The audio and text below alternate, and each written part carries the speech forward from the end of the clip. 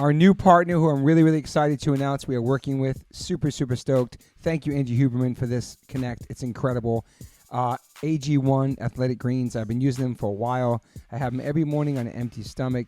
Basically, take one scoop and you put it into a cup or glass or mug of 8 ounces of cold water. And this is all your greens for the day. You're absorbing 75 high-quality vitamins, minerals, whole food source superfoods, probiotics, and adaptogens. Every day I take this. It's so good for my digestion, my energy. It's simple. It's easy. I don't like taking a lot of vitamins. This has been really, really helpful for me. I've had a lot of stomach issues my whole life, and ever since I've been gluten-free and taking the AG1s, it's really helped me in my stomach in the mornings. I love it, and I'm so psyched that they're part of the One Life One Chance podcast. I'm sure a lot of people don't like eating greens, let alone drinking your greens, but I can tell you straight up, it's got a mild tropical taste, and the taste is actually really refreshing, and I really look forward to it each morning. Don't think it's just going to be just straight bland. It tastes really, really good, and it's good for you, so remember that. This one blend of ingredients supports your gut health, your nervous system, your immune system, your energy, recovery, focus, and aging. It's incredible, just one scoop, especially for musicians who are vegans or just musicians in general who want to get those daily greens. You can get the packets. It's incredible. I just gave some to my friend Derek from Sepultura. He traveled the whole entire world this summer, and he had those every single day. He said it saved him. I bring AG1s with me when I travel. It helps me stay healthy. You know the deal. If you're on tour and you are a picky eater, but you need to have your greens, sometimes catering doesn't have greens. Sometimes you miss the catering. Sometimes you miss the backstage food. Sometimes it's too late after the show to go get food that you like. So if you just have a scoop of AG1s in your hotel room before you go to bed, or you're in the hotel room at night and you're starving, you want something healthy, boom, life changer. Right now, it's time to reclaim your health and arm your immune system with some convenient daily nutrition. That's all you need, one scoop in a cup every day. That's it. No need for a million different pills and supplements to look out for your health. This is it. I'm super psyched. And to make it easy, Athletic Greens is going to give you a free 1-year supply of immune-supporting vitamin D and 5 free travel packs with your first purchase. All you have to do is visit drinkag1.com/OLLC. That's drinkag1.com/OLLC. Take ownership over your health and pick up the ultimate daily nutritional insurance. This is incredible. I love it. It's just basic greens. For me personally, this has changed my life tremendously. I'm not a junk food vegan. I don't eat a lot of fake meats, so I'm strictly greens. And this has been a wonderful, wonderful new addition to my life. So once again, visit drinkag1.com/OLLC. That's drinkag1.com/OLLC. Get 1 free year supply of immune-supporting vitamin D and 5 free travel packs with your first purchase. That's drinkag1.com/OLLC. Yo, Liquid Death, thank you so much for hydrating all my guests, taking care of me and my family and my friends. Love your water, love your brand, love what you stand for, love what you give back to the community. If you want to learn more about Liquid Death and how it started, listen to episode 115. With the co-founder, owner, and creator of Liquid Death, Mike Cesario. Just a punk rock skateboarding kid from Delaware with a dream. It's an incredible story, incredible journey. So if you go liquiddeath.com/Toby, you get free shipping on any items you order from liquiddeath.com. And if you want to get water, Liquid Death water, go to amazon.com. But for merchandise and other things that's not water, go to liquiddeath.com/Toby and get free shipping. Thank you so much, Liquid Death. Death to plastic, murder your thirst, stay hydrated. You know H2O saves lives. Mic check, mic check. Check 1 2 1 2 1 2. The fucking voice. The voice is in my kitchen. If people don't know who that is, I can do my intro now. But welcome to the One Life One Chance podcast. I'm your host, Toby Morse. Today I have one of my close friends, really close friend of mine. We've been friends for a long time. Talking about having the podcast. Life gets in the way. COVID, lockdown, just everything, you know. People, you know. I've been talking about this lately too. Like, people always hit me up and they're like, "When's this guy coming on? When's this guy coming?" They're your friends. Sometimes my friends don't do podcasts. Sometimes my friends are busy. Some friends don't want to do it, and I totally understand that. And then sometimes if I talk to somebody, I'll wait it out. And whenever they're ready, they're ready. And I got a text from my friend here a couple weeks ago. He's like, "I'm ready to come on your pod." I'm like, "Oh my God, yes, I'm so psyched." So welcome to the podcast, my brother, Mr. Tony Kanal. Thanks for having me, Toby. This is your first podcast? I think this is my first podcast. Yeah. I'm so honored, man. This is like, it's we've been talking about this for years, and like I said, we get busy, things happen, and I knew you were down. You know, brother, for this to be my first podcast, there's nobody else I want to do this with than you. Thank you, We've man. had such a good, long friendship, and I'm so appreciative of that, you know. I wonder let's get into that real quick, too. We played with you guys 1996 at Tramps. I don't know how we got that show, how we even got on that show, but we opened up for you guys when you guys were blowing up on I'm Just a Girl, whatever. Just a Girl was out. But I remember playing all my friends, all New York Hardcore was there. We opened up for you guys. Some band called Water Dog opened. I think Stormy got us the show. Anyway, we played with you guys. I think that's where we met, right? Yes, that was it.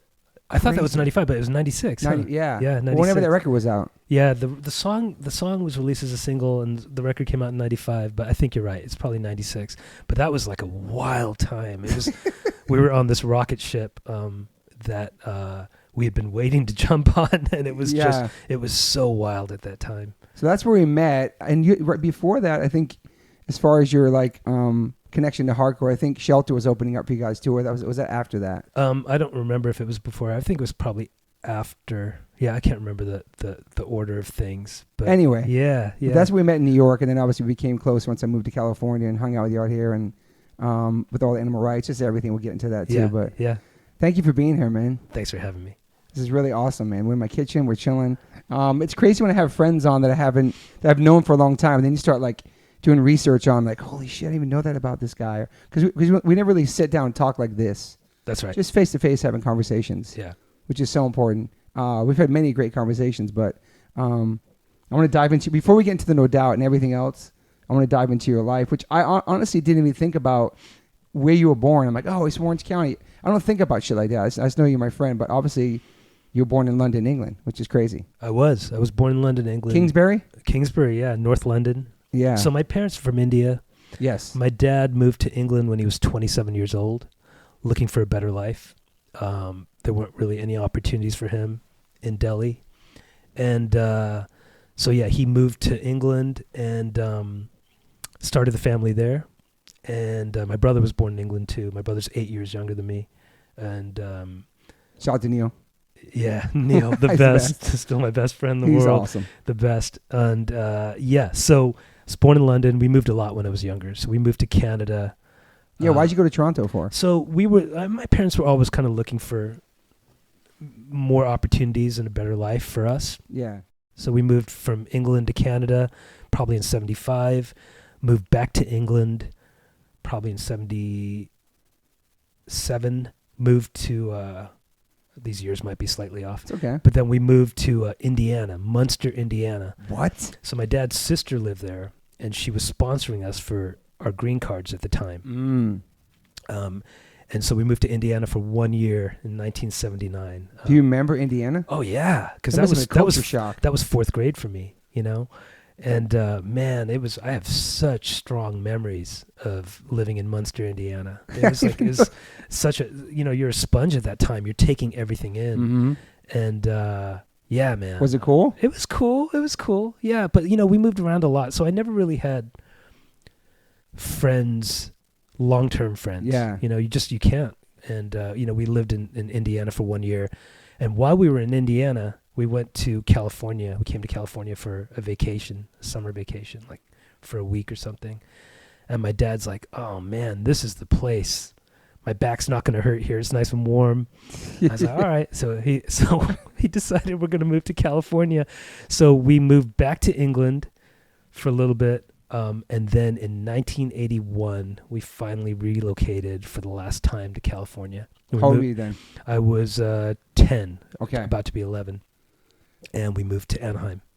Wow. And then we've been, in California ever since. So, yeah. Wow. So from England to Toronto, to Indiana to California. Yeah. How about Toronto? You remember Canada at all? Yeah, totally. We lived in Toronto and we moved to Ottawa as well. And I have good memories about those places too. I think I was in a French school in Ottawa, so on top of not knowing anybody, it was just like really challenging and difficult. Yeah. What was your dad do? Was this all for different jobs he was getting? Yeah, I was just looking for better opportunities. What kind of stuff did he do? He worked on Fleet Street in London. Back then, the first job I remember him having was he worked for a news service. So like the stories would come in on some sort of ear pod or headphones, and he would transcribe them, type them in for the newspapers. That was one of the early jobs he had. When we moved to California, my parents opened a ladies' fashion store called Kanal's Gifts and Fashions on Harbor Boulevard, 625 South Harbor Boulevard. Wow. We're like a mile away from Disneyland. And it was a store that had kind of been converted into a house in the back. Okay. And it really shouldn't. It really Canal was. Fashion. Canal's Gifts and Fashions. Yeah, yeah. And when that closed down, that didn't do well. But when it closed down, we were able to use that as a rehearsal place for the first year of No Doubt. Oh my God. Yeah, man. I have pictures from us rehearsing in that empty storefront. So. And you could open up like the curtains or the blinds in the front, and like cars would drive by, and there'd be a band rehearsing in there. So you were 11 when you moved to Anaheim. Yeah. And then by 11. the time you joined No Doubt, you're 16. 16 years old. So what are those years like in between that? Like your exposure to music and stuff? So I never had an older brother or sister. So for me, a lot of the stuff was radio. So the early stuff I loved was stuff that a lot of kids my age were into. But it was just kind of like the big hits at the time. So it was Michael Jackson, and then eventually Prince. Men at Work, Business as Usual was the first album I ever bought. Nice. And there was a bunch more, Motley Crue and Def Leppard. It was pretty eclectic and all over the place. And I remember my dad was driving me to junior high, and it was the beginning of 7th grade, and I was going to join the band. And I was like, I got to pick an instrument, Dad. And Men at Work, Who Can It Be Now, came on the radio, and the saxophone was on there. And I was like, what's that? And he goes, that's saxophone. That's my favorite instrument. I go, I think I want to play saxophone. So in junior high, I was in band, and I played saxophone for those years. And then I went into high school and marching band and concert band and jazz band, playing saxophone as well. And I didn't pick up the bass till 10th grade. Did you love the saxophone? I wasn't that great. So Is there footage of you playing the saxophone back then? Oh yeah, Wow. yeah. I got footage of and tons of like marching band photos. Yeah. Wow. Yeah, but man, I loved it. Like I loved high school. Like I have such fond memories. All the crappy stuff has somehow like been erased from my mind. Like I had crazy acne and just Really? But I kind of found like maybe for the first time I kind of found my because in junior high I remember, because we had moved to California just before that. In junior high, that's when people start going to parties on the weekends. I never got invited to any parties because I didn't have any long-term friends, Wow. So I always felt like, oh man, that's it was challenging. Feel like the outsider kind of? Yeah, totally. And How was your grades? grades were good. Yeah, grades were pretty good. Yeah. Wow. Yeah. So you weren't getting invited to the parties. You were just like playing saxophone. No, and then high school came, and I think with the band, with concert band or marching band, band in high school, Met more people. You find your clique. You know what I mean? And that was my thing. Yeah. Had you been to any concerts or anything?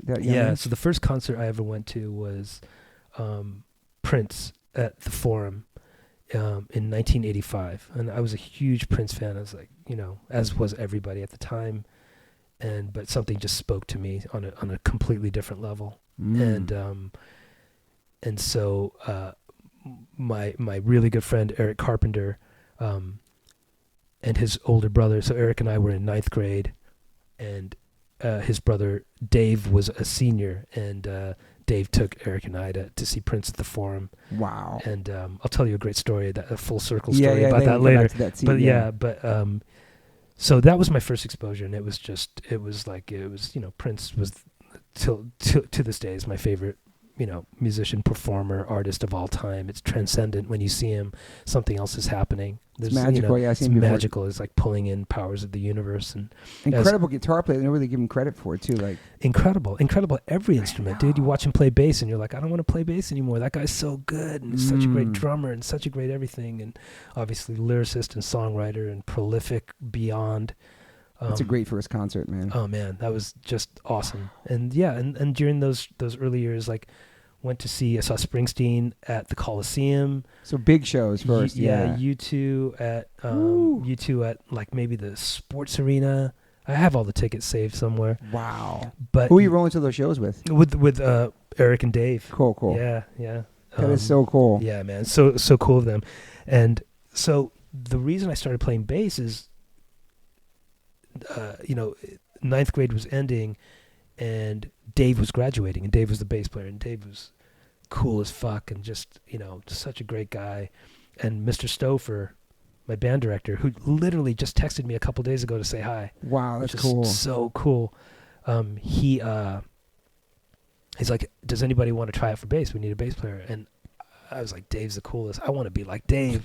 So I put my hand up, and he's like, okay, all right, Tony. So I spent that summer of between 9th and 10th grades learning how to play bass. It's awesome. And dude, he must be so proud, man. That's crazy. He's following your journey and stuff. He came to some shows, some late, like maybe a while ago, but he came to some shows. Yeah, were you thinking at that point you just wanted to learn how to play? You weren't thinking about doing music for a living or anything like that? No. I was in band, and I was just, you're in high school. You're just figuring everything out. You're trying to fit in. You're trying to just see what works, what makes sense for you, what makes your heart sing. Yeah. And I was also on the school paper.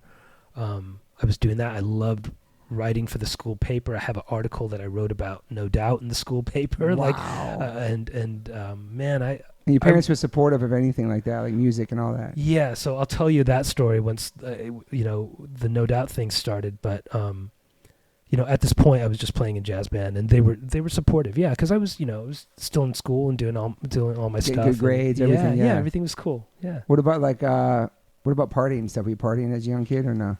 Not so much. I didn't really start partying till a few years into the band. But, okay. But yeah, so you're a pretty good kid. Just a good kid. Yeah. I wasn't doing anything like that. Yeah. Were your parents strict at all or no? They were pretty cool. But they're really westernized because my dad moved to England and then America when he was younger. So they're really. I was a good kid, so there's no reason for them not to have trust in me. Yeah. Everything was cool. But no bands before No Doubt for you? I mean, I played with people, just like garage bands and stuff like that, having fun, like getting But no shows or anything like that, playing out live? No. Wow. Like a school talent show and stuff like that, nothing like that. Yeah. Damn. Yeah. And so the way that I got into No Doubt was the original drummer of No Doubt, Chris Webb, went to my high school. So Chris and I went to Anaheim High School, and Gwen, Eric, John Spence went to Loire High School, also in Anaheim. Okay. And Chris came up to me one day, and he had seen me play. We had a mutual friend, Andy Stanley, who I was on the swim team with. And Andy's like, my friend Chris wants to talk to you. And I was like, cool. So Chris comes up, and he'd seen me play it like in the pep band at basketball games. Sick. And so he's like, hey, we started a band. We've played some parties. We're about to play our first club show. And it's at Fender's Ballroom in Long Beach. Come on, man. And would you want to come check us out? And we're thinking about replacing the bass player. And so I was like, fuck, I would love to check you guys out. So Andy and I went, and we get to Fender's. And Fender's, for people who don't know, was like the most legendary punk rock, mod ska, like pre-alternative, like before you used the term alternative. Yeah. But it was just the greatest place to see bands play. Were you into ska and punk at that point too, or no? I was not. Okay. And even like, I was familiar with some of the bands, but I was not, like, it wasn't my life yet. Yeah. And so here I am, 16 years old, and I go to see No Doubt play, and Andy and I went to see No Doubt play, and we get there, and we're like, fuck, we're so not dressed for this show, man. So we were like, fuck, we're going to get our asses kicked. So and that could happen back then, too. Yeah, totally. Yeah. So we go to a thrift store, and we bought shirts. What kind of shirts? We just bought Checkers on or no? No, thrift store, like cool mod shirts. And we like, we tried to fit in, but whatever. It was like the most incredible experience. No Doubt was the first of, I think, 8 bands, and the headlining band was the Untouchables. Wow. Incredible ska band from Los Angeles. Yeah. And I watched it. No Doubt was great. And I stayed, and we stayed for the end, and that was my first being in the pit experience, and it was just joyous. It was beautiful. It was just like, oh my God, First shows are feel so alive, and the Untouchables were incredible. just way different than arena shows you'd been going to too. Yeah, like yeah. Crowd, and by the way, only a couple, like a handful of arena shows. Yeah. They're expensive as fuck at the time, and you know, few and far between. But those are my first experiences. Yeah, of but music. now like you're in the crowd, you're close to the band. This is a totally different world, dude. Yeah, it was a completely different experience. And so, you know, a week later, I auditioned for the band, and it worked out, and here we were. And so, how good were your bass skills at that point? Not very good. Okay, but good enough. Yeah. And so I have. It's funny you asked that, because the second official No Doubt show, club show. Oh my God, I'm gonna forget the name of the club, but it's on Santa Monica and Vine, and it's on the second floor. And it'll come back to me. The Santa name Monica of the club. and Vine, okay. It's now a boxing studio. It's like a pretty successful boxer's boxing studio, and his name is escaping me right now too. But that was a spot, though. Yeah, that was a spot, and I have a audio cassette of that show, and we're playing the song called "Total Hate," and I forgot the bass line, and Eric's showing Total Hate. Yeah, and Eric's showing it to me on keyboards.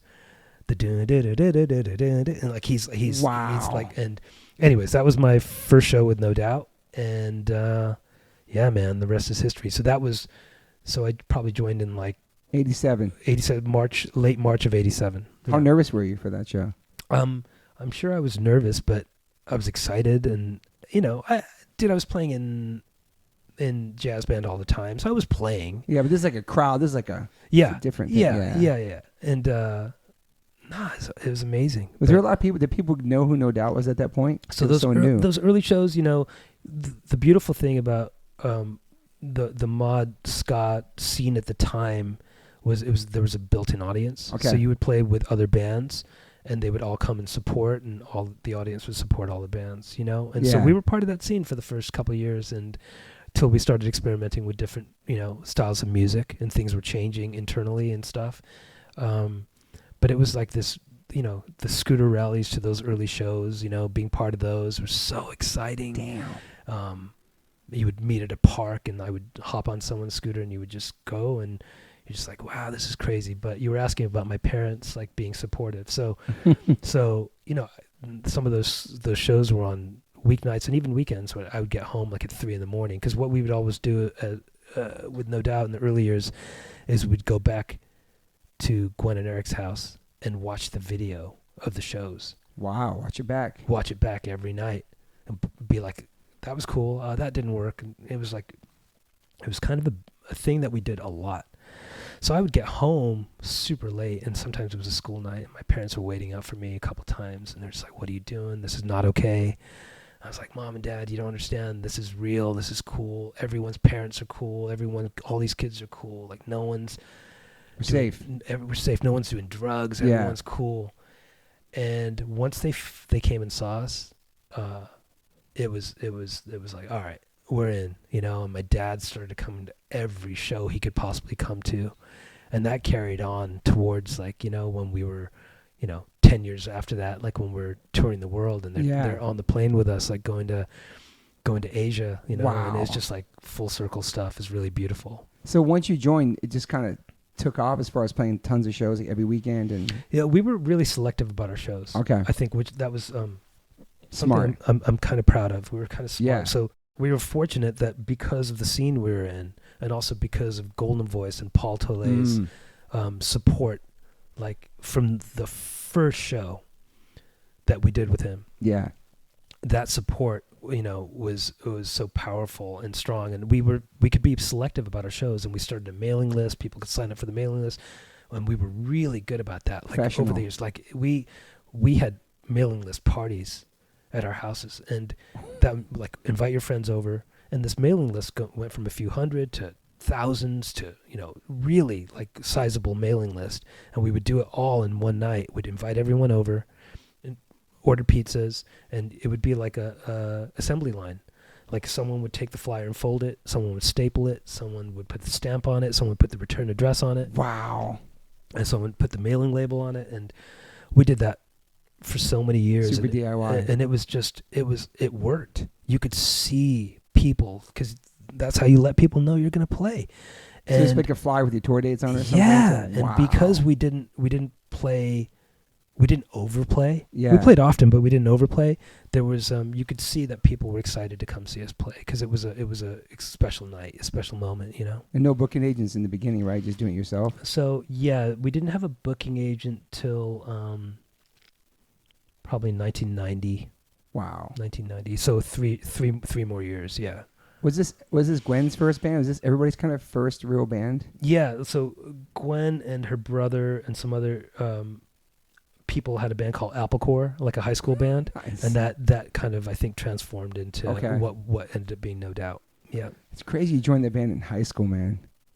In high school, and then back then, Chris was in the band, and Jerry, our guitar player, and Alan Mead on trumpet, and Tony Mead on saxophone, and of course Eric on keyboards, and John Spence and Gwen were the singers, and those were some really exciting early years, So by the time you graduate, you're full on, right? Could you graduate, what, 17? So 18? 1988, yeah, I was 17. Yeah, I graduated same thing. Yeah. Yeah. Wow. So when you graduate, the band's going. What are your goals then? Is it just music, or do you have to go to college too? No, we all started going to college. I started at Cal State Fullerton right after high school. I was living at home. You majored in psychology? I was trying to major in psychology. That's I never cool. actually got my degree. I was like one semester short of getting it because I left on tour. But like this is one kind of pivotal moment that happened in '87 was John died. Mm-hmm. So we had two singers when we first started. It was Gwen and John. Okay. And John just died December 21st, 1987, by suicide. Wow. And that was heavy. a really pivotal moment for our band, and it was really heavy for some of the band members. Can imagine. And so there were some changes that happened over the next few years. And in '88, Tom joined the band. Yeah. And in '89, Adrian joined the band, and that became the classic lineup. Were they your friends before they joined? They weren't. So we used to rehearse at this place called Stomp Box in Anaheim. We'd rehearse every Thursday and every Sunday, like without fail. Yeah. And that was just kind of the thing. You had to be there. You guys are so focused. And everyone pitched in. I have this book at home where we kept track of everyone. So it was like, like $10 an hour, depending on the room. And if you wanted a PA, it was another $2 or $3 an hour. Wow. So we'd do 3-hour rehearsals. So everyone would have to pitch in $3 or $4, and we'd keep track. Like we'd have this book that kept track. Like so that way, if you didn't have money that night, because sometimes you don't have money, and like maybe you can make up for it the next time. Wow. And, it was super organized. Man. It was yeah. We were kind of on top of our shit. It was good, but we put when our original guitar player left, we put sorry, dude. Tony has his phone on, ladies and That's my gentlemen. brother. I'll call him back. Should I tell him? Sure. Hey, bro. Hey, I'm good. I'm doing Toby's podcast. What's right up, now. Neil? What's up, Neil? We're live on the podcast. We're doing it right now. So cool. I'll call you back afterwards. All right, cool. Okay, cool. Bye. Shout out to Neil. But okay, so we put a flyer up at Stompbox when our original guitar player left, and Tom called us, and we tried out, and Tom came from the heavy metal world, but he was a shredder, man. He was he still obviously still is an incredible guitar player. Took our musicianship of the band up 10 notches. He's just such He's a heavy metal dude. He was a heavy That's metal cool. dude. Did he have long hair and stuff? He did. Wow. Yeah. So And so we all came from like different places, Yeah. and so that's why No Doubt's music became so eclectic in those early years. Yeah. Eric was hugely influenced by Madness and the Specials and the English Beat and the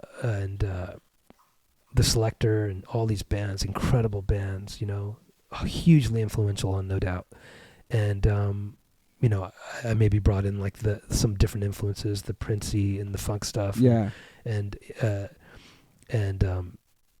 Tom brought in the metal stuff, and then Adrian joined us a year later. So Adrian was a fan. He was coming to see us play, and when our original drummer left, we put the word out, and we had this demo tape we were selling at the shows. Maybe I was going to ask you about that. The demo. two or three songs So Adrian practiced to those songs. He'd only been playing for a little bit, but he came in. He's like, "Yeah, I've been playing for a while," and he knew those songs like really well. And you know, he had so much energy and positivity. He was such a vibrant, Still does, such a vibrant human being. And we chose Adrian to be the drummer, and that was that's amazing. That was awesome. And then like kind of the lineup was solidified, and you know, that was a lineup for the next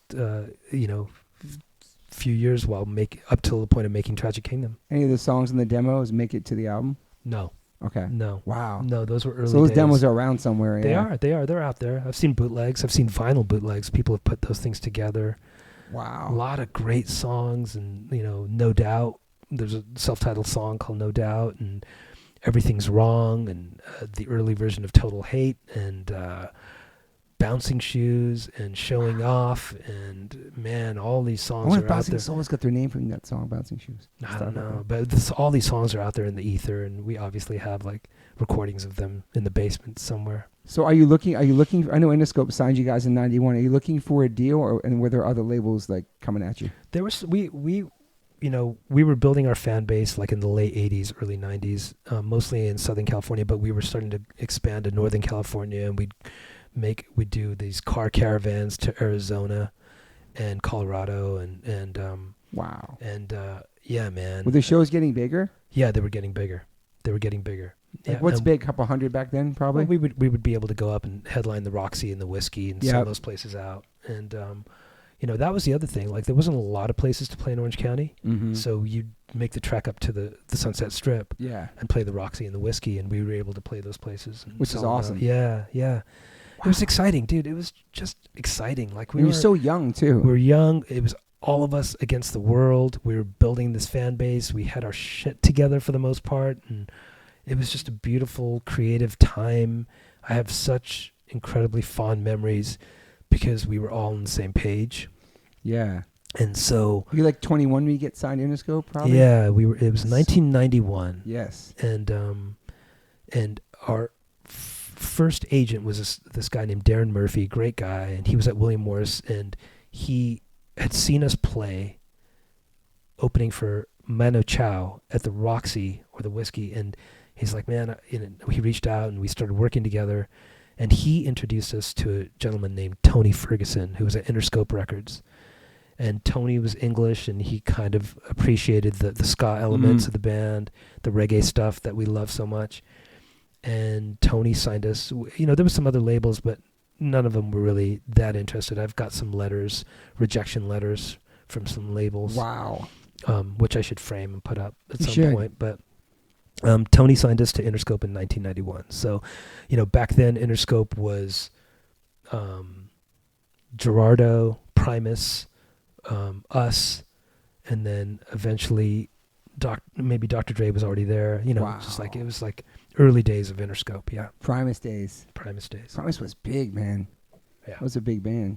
So you get you get signed. That's like your first deal, is that right? That was our first deal. Yeah. Wow. Yeah. And then once you sign, are you working at that point? Obviously, working jobs. All of us are working. All of us are going to school. So you're in college. Are you still at home or back in work? No, I was still living at home. So wow. Full time in college, and a job. I was working at the Broadway department store in Anaheim, and so was Gwen. Everybody had jobs, and you know, I just heard Adrian do an interview, and it reminded me like we would survive off of Del Taco at the time. They had like bean burritos for $3 for $1. Wow. And so we literally I remember those days you'd go fill up gas in your car, you put a couple bucks in because that's all you had, and then you'd go like look for change in the car and go, and you'd be like, shit, I can get 3 burritos right now after Stomp Box rehearsals in Anaheim. But we were all working, and you were living at home when you signed. Probably 21. Living at home when I signed. Wow, Yep. It's so crazy. Yeah, man. Did it all from my parents still live in that same house. My bedroom was downstairs, and I still, when I take the kids over there, because we go visit my parents pretty often, and I tell the kids like, this was my bed. It's my dad's office now, but this was the bedroom, and this is like where, you know, we run No Doubt out of, like the business stuff was out of this room, man. and then I eventually wrote like Spiderwebs and Sunday Morning in this room, and it's just like So much history there. Fuck. Yeah. So even when you signed at Interscope, you still like home, and then you make the first record. So we make the first record. When the first record was really low budget, and the way that record worked was Interscope gave us a small budget, and so we recorded that record in a studio in a building that's on the corner of Hollywood and Vine. But the hours we would get were late at night. Like you can start recording at 10 p.m. and you can record till 2 a.m. Those were the hours that it's brutal. We could. So we would go load in the freight elevator. We'd drive up, load in the freight elevator, record all night, and then drive home. And we'd have school or work in the morning. And we did that for months, making that first album. Crazy, man. And so is there any expectations for that record for you guys? Are you excited? You think like... Well, we were excited to go on the road. Yeah. And now we had the means to go out in a van. And not tour, cars. Tour the country. Yeah. So we could rent a van. And it started with a van and a trailer, and then it moved to 2 vans. And, we had the horn section. So there's quite a few people and a couple crew guys. And so we did 3 van tours in 1992. And that record. We'd be out there, and man, we'd go into record stores and we couldn't find our record. It was so disheartening. And it was just like, man, we're out here playing, and even if you're, and some of those shows, dude, there's like hardly anyone there. I remember Oxford, Mississippi. Mm-hmm. The only reason there were people even there is because Adrian met some people at the motel we're staying at, and he's like, you guys got to come see our band play. Way. And so they came, and there was more people on stage than there were in the audience. And so we would like take turns jumping off the stage, and like so we could balance that out. It's just like it was like go in the crowd, yeah. But it's just such great memories because like you're out there, you're finally doing it, and the hard part about that was not seeing our record in stores. It's brutal, it was like that should have been just the easiest thing that should have happened. And I think Interscope really didn't know what to do with us. Tony's heart was in the right place, but Interscope didn't know what to do with us. And look, at that time too, grunge was exploding, and we were, the opposite of that. Yeah. And so, the idea of us ever being on the radio, wasn't really playing out. And how'd that record do? According to the interwebs, it did like 30,000. 30,000, yeah. That's pretty like good. That. Yeah, for our debut record, but it was. Look, everything got us to where we are now, right? Yeah. So all those things, I think it was humbling as an experience, but maybe it increased our motivation, our fortitude, and like now you come back home and you're like, okay, let's make the next record. Yeah. And so which came out like 3 years later or something. 3 years later. Yeah. So we started writing for what would be Tragic Kingdom. Yeah. And once again, Interscope really didn't know what to do with us. So we spent so now we're looking at 93, 94 writing Tragic Kingdom. And they would release some funds for us to go in the studio, continually ask us to write more stuff. It was a really challenging process. Did you feel pressure? We felt in some moments you kind of feel helpless. Yeah. Because they're in charge of the budget and you're trying to make things happen. So we'd go up and record, and I think that record was recorded over 11 studios over 2.5 years. Wow. And Matthew Wilder came in to produce that record, and during that process, Eric got disenchanted, like I think with the whole process, because it was challenging. And he eventually left in 94. And before it came out. Wow. So, and then the other thing that happened is we knew there was a bunch of songs that weren't going to actually make the Tragic Kingdom record. And since there was so much time in between, and we were kind of being strung along by the record label, we decided to put it out independently. We just did it ourselves. And that ended up being the Beacon Street collection. Yeah. And it's B-sides to Tragic Kingdom, but it came out in March of 95, as opposed to Tragic Kingdom came out like 6 months later. It did, yeah. So we put out Beacon Street, and we sold it. Beacon Street where the studio was at or something? So Beacon Street was the house that belonged to Gwen's family, her grandparents. And Eric, Tom, Adrian and Eric Keys lived in that house. Wow. Okay. And so we took some of the funds that we got from the record company. Yeah. And we built a studio, and we did all the demos for Tragic Kingdom and what ended up being the songs for Beacon Street in that garage. Okay. Wow. And that was cool. That was really cool. It was a really creative time. Eric left the band sometime in '94. He just wasn't feeling it anymore. But now we were still playing our shows and building those shows up. Yeah, during that time. But not really doing tours, just playing locally? So in '93, '94, we just mostly local, but we would go out to like Northern California, and we'd go to Arizona and the Colorado. shows are getting bigger now, if you're on it, yeah. Yeah. And is it your full-time thing at that point? Yeah or no? Man, we were still going to school, but every time we'd leave on a tour, I'd be like, I'm leaving. And I eventually left the Broadway department store, and I was working my last job that wasn't music related. I was working in the Office of Admissions and Records at Cal State Fullerton. Wow. And at some point in '95, we were about to embark on the Tragic Kingdom tour, and I told my boss, Judy, she was awesome. I was like, shout out to Judy. I'm like, I'm leaving again, but please save this position for me when I get back from this tour.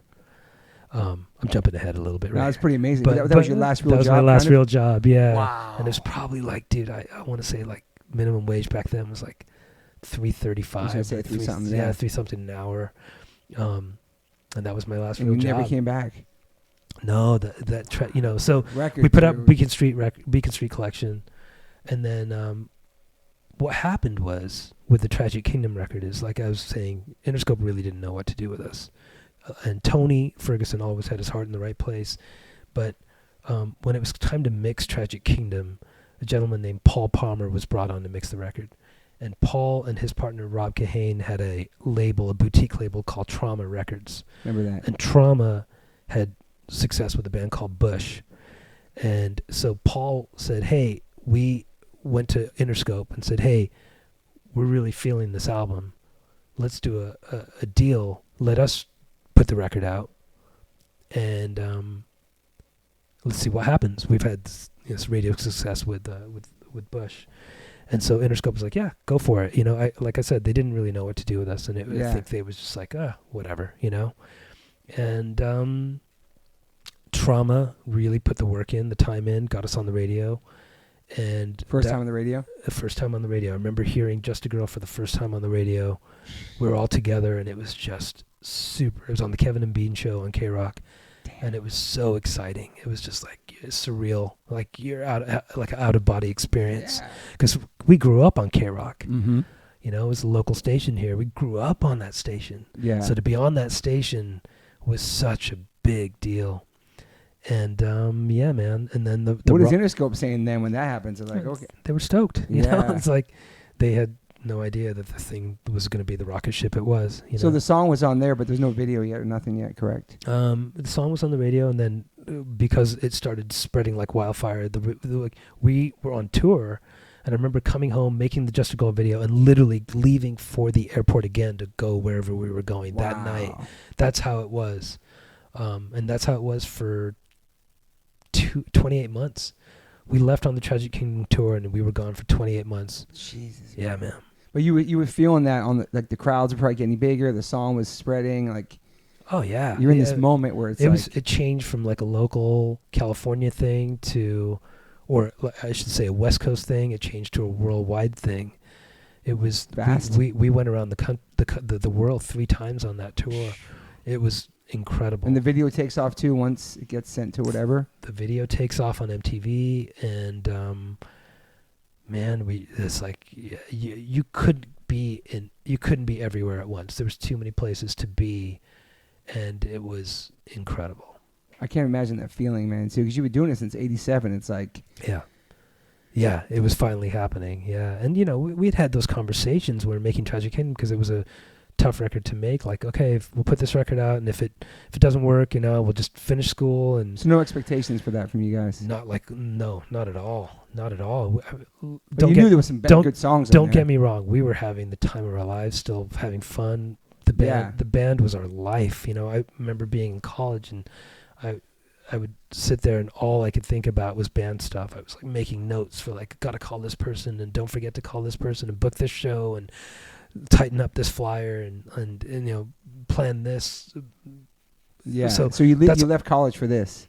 Left you college. didn't finish Yeah. that. Yeah. And like, look, I was in college, but I gotta say, like, my heart was in the band. Of course. Because college was just like, you're kind of just doing it, you know? Were your parents bummed when that happened? They got it. No, they totally got it because the band was blowing up. Like, it was they were like, probably tripping too. Yeah. They were tripping. Yeah, it was like we were on magazine covers and we're on MTV, and it was incredible. And how does that affect your life financially at that point? It doesn't really happen like that fast. As far as like, okay, I don't have to work there. I can move out or get a spot and like stuff. You still live in a home at that point? I was living at home till I got back from the Tragic Kingdom tour. So while Just a Girl's on the radio and MTV and blowing up, you're still at home. Still at home. That's fucking crazy. Dude, not Just a Girl, Just a Girl and Spiderwebs and Don't Speak, and you still, that's crazy. You know, it wasn't till I got home from that tour that I actually had a chance to go, yeah, oh man, I can go get my own place now. And I moved to LA at that point in 1998. I got my place in LA. Yeah. So the record starts selling crazy too at that point, obviously. Yeah, it was crazy. Like, was the full record out, or was just a single was out at first? No, the full record came out like a few months after the single, or maybe a month after the single. And does that do? I know worldwide it's like 16 million or something now, but does it go platinum or gold first really fast? It took some time. So the first year was just like you see these incremental jumps, and you're touring and you're just watching it happen, and then all of a sudden, I believe it was the summer of '96. The winter, the holidays of '96. That's when you're looking at SoundScan, dude, and you're just seeing like weeks of 500,000 records sold in the United States. And I know like all the metrics are different now, but at the time that was just like wild. Like, just like, this is so much bigger than all of us. This is taken on a life of its own. People have connected in such a beautiful way to the songs, to the band, to the story of the band, to the they can relate to the heartbreak in the songs. Yeah. It was real. It was a pop culture moment that we were so fortunate to be part of, and not 1 second did we ever take any of that for granted. Yeah. There's like 6 singles off that. It's crazy. 6 videos at least. There was there 6, maybe 5 or 6? According to the interwebs, it's like 6, but yeah, it's crazy though. Just a Girl. And so obviously you and Gwen were dating from 87 to 94. So that ended before this record came out, kind of, right? It did, yeah. So the songs off those records are inspired by obviously your relationship, which is also beautiful too. But when Eric left, it created this vacuum in the band, and it forced us to step up as songwriters. And, out of that time came Just a Girl and Spiderwebs and Sunday Morning, and Gwen found her voice as a lyricist. And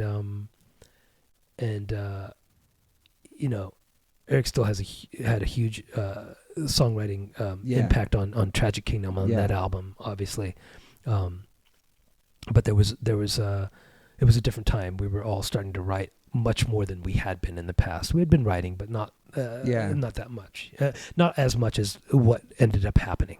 Yeah, and you guys are together as like kids, like teenagers, basically. Yeah, and then you're in the band together, and the band just explodes, and then it's like just having a relationship and being in the band and dealing with all that. I'm sure it's a lot, dude. It was a lot. We we always tell the story of being on the road for Tragic Kingdom on the tour, and so everybody in every part of the world wanted to talk about the breakup. Yes, I remember that too, actually. And being in those interviews together, the 4 of us, and the dynamics between all of us, and it was like she and I were, trying to heal the relationship, and it was like a scab that kept getting picked off. I'm sure, man. Sometimes 15 times a day, because at that time we were doing 8 hours of press every day because there was so many people that wanted to talk to us. Yeah. And then we were playing at night.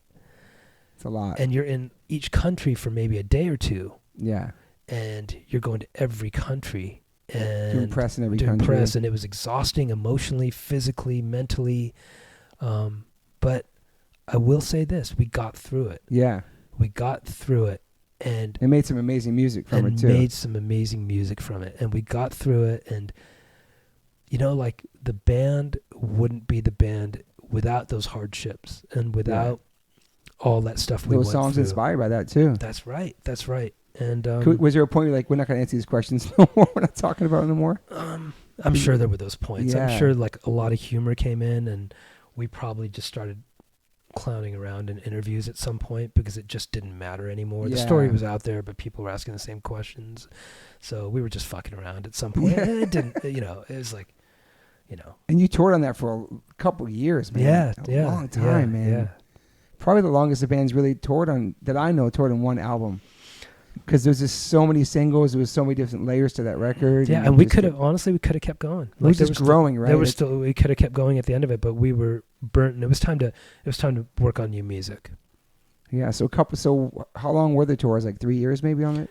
That Tragic Kingdom tour, I feel like the 28 months is stuck in my head. Because it's like 5 years to the next record. Yeah. So we were out on the road for, a long time, 2.5 years on Tragic Kingdom. And then we started working on what would become Return of Saturn. For Tragic Kingdom, is there a point in those years where you're making money now, obviously, and then you get your own place, and that's like a whole different level of living for you. A whole different level. Because you guys have been struggling for so long, and just super DIY about it, and then all of a sudden you have this money where you can. You bought your first house back then. Bought my first house, and it's a beautiful thing because you're making music and you're making a living doing music. Yeah, and it's the ultimate goal of musicians, to be able to support yourself. It's got to be surreal too at that age too, and just happening so fast. Yeah, I mean, look, we were at this point in our mid to late 20s, so and. Adrian said this in an interview I just heard recently. He's like, if we had that kind of success on our first album, it might have been a different experience. But we didn't. That first album in 92 didn't have commercial success. Yeah. Didn't. It's a good thing. Afford us to support ourselves. So, that experience maybe prepared us for the rocket ship that Tragic Kingdom was. Yeah. And so you start kind of, you said earlier you weren't really partying as a kid. Were you partying during that time? Tragic Kingdom, yeah, we stared really enjoing ourselves. Like, we were out, like, living that life, having after parties and stuff like that. It was really fun. And then I moved to LA, so I was living close to Hollywood, so I was out, a lot when I was home. Did you get caught up in that kind of world of like success and money and partying? I hope to think not. Yeah. I think because we all came from like pretty awesome backgrounds, great families, I think that we were able to get caught up in that, to find that balance, like also work was really important to us. Making Tragic Kingdom was like a commitment. Making Return of Saturn after that was a commitment. There was a lot of pressure for that. There was a lot of pressure, and I think the ultimate unspoken goal was to prove ourselves as songwriters and as musicians. I think that's what we really wanted to do on that album. Yeah. So we rented this house in the Hollywood Hills, and we got it for 6 months, and we rented it so we could kind of get there together every day. It's nice. This is early 98, and I hadn't bought my house yet, so I was living in that house. Oh, sure, okay. And Tom, Adrian, and Gwen had all bought their houses at this point, so we would get together every day at this house, and we had a recording studio set up in there, and we wrote Return of Saturn in that studio. Wow. And yeah, man, that record took a couple years to write too. Yeah, I'm sure there's crazy pressure coming off of Tragic Kingdom. Yeah. And was the label kind of putting pressure on you too, or no? There was. We have to have hits. There was pressure on all sides. Yeah. And mostly like you wanna how do you follow up Tragic Kingdom? Mm-hmm. That's a big record. And which is not your sophomore album either. Yeah. Third, so it's different. Yeah, yeah. And the way it played out is good because we made a record that I'm extremely proud of. I'm really proud of that album. What we did on that album. We pushed ourselves as writers and artists and musicians, and it took a couple of years to make, and we went out and toured it, and and it didn't do commercially what Tragic Kingdom had done sales wise, but I think Great songs in there, man. it just like, that's one of our fan favorites. Like if you look, like people love that album. I love that album. Yeah. I'm so proud of that album.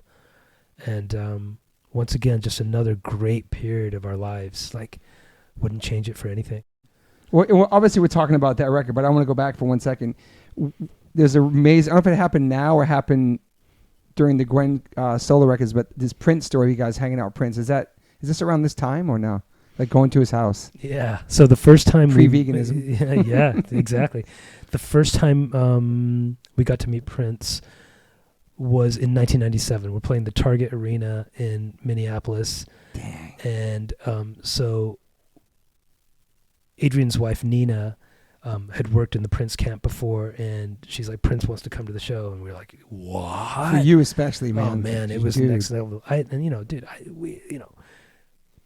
Oh, man, it was such a big deal. But so they told us he's going to come to the show, and he'll enter the arena after after the lights have gone down, which makes sense. Wow. So we're playing, and we know he's going to walk in, and then you see his silhouette walking to the soundboard with his entourage. Dude. And so you're playing the show thinking Prince is watching us play right now. So I was really vocal about how big an influence Prince was on me. So every interview I talked about it, and still talk. You think you knew that? Yeah, oh yeah. Okay. We've talked about that. He told me he saw that stuff.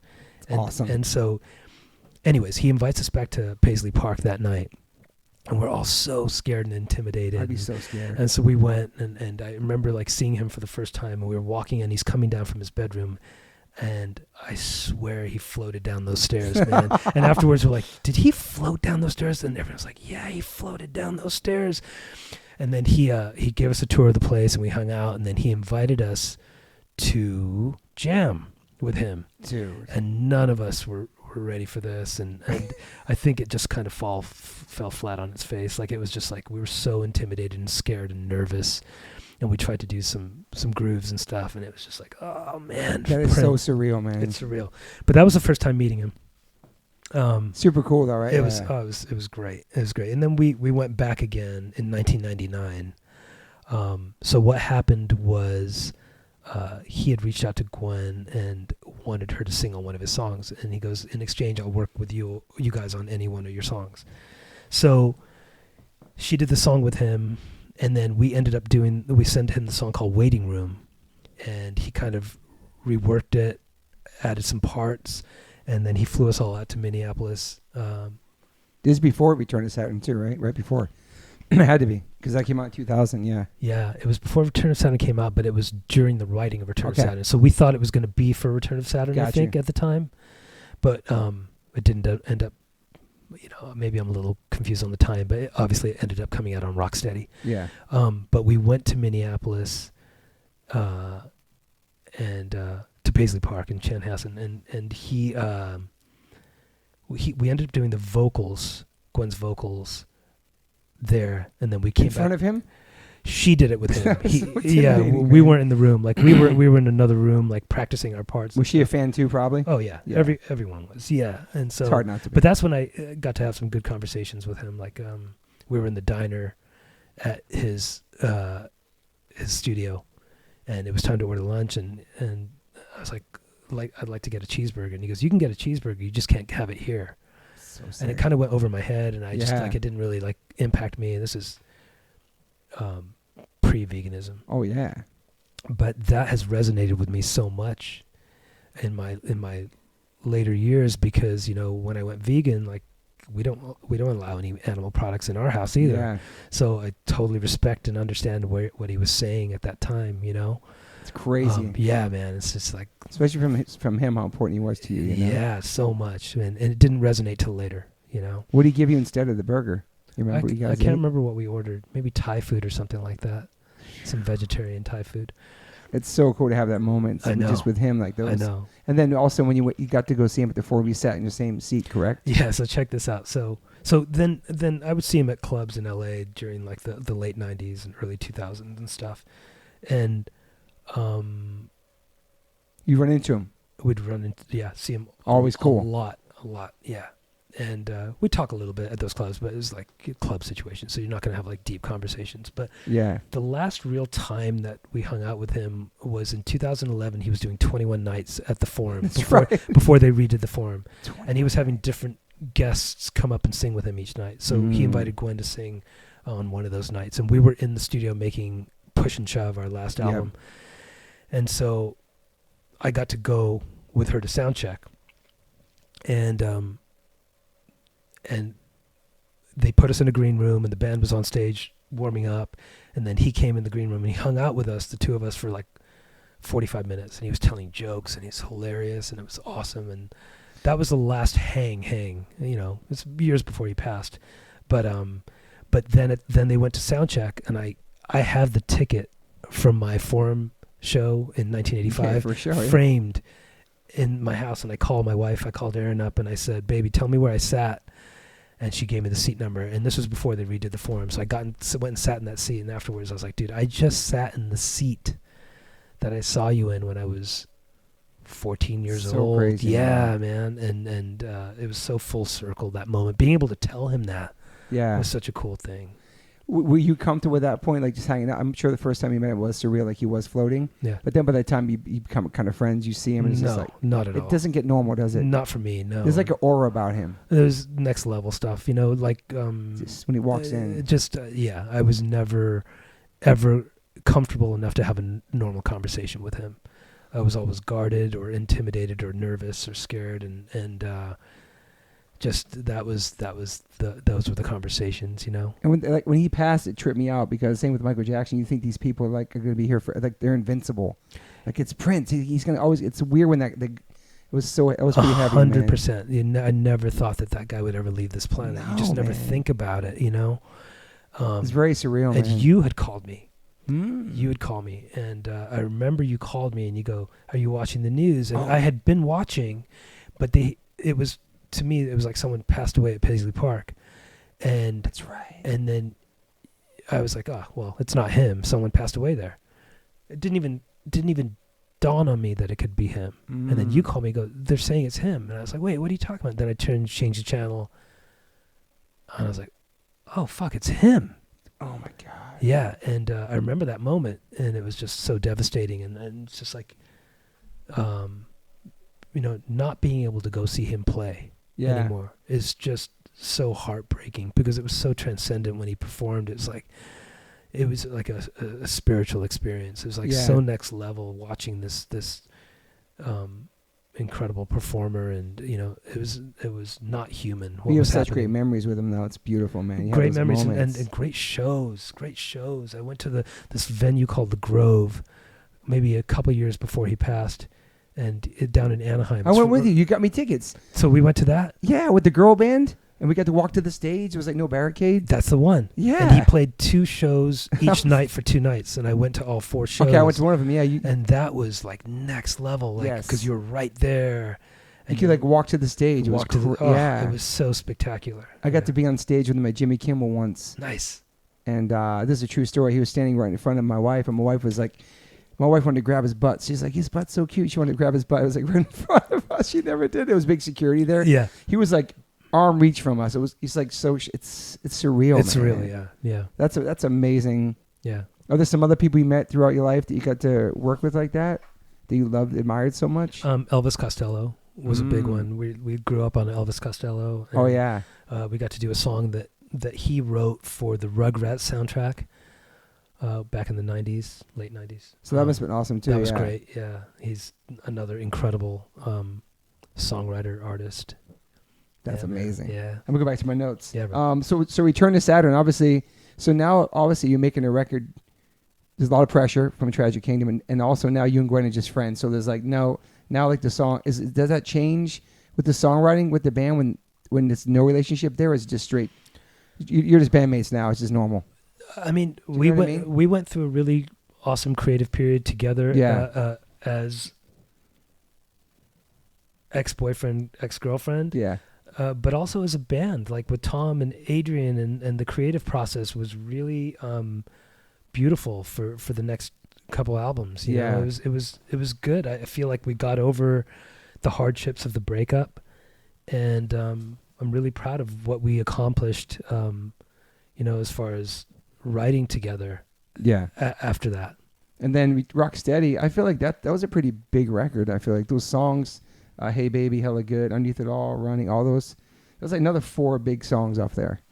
So Rocksteady was a really,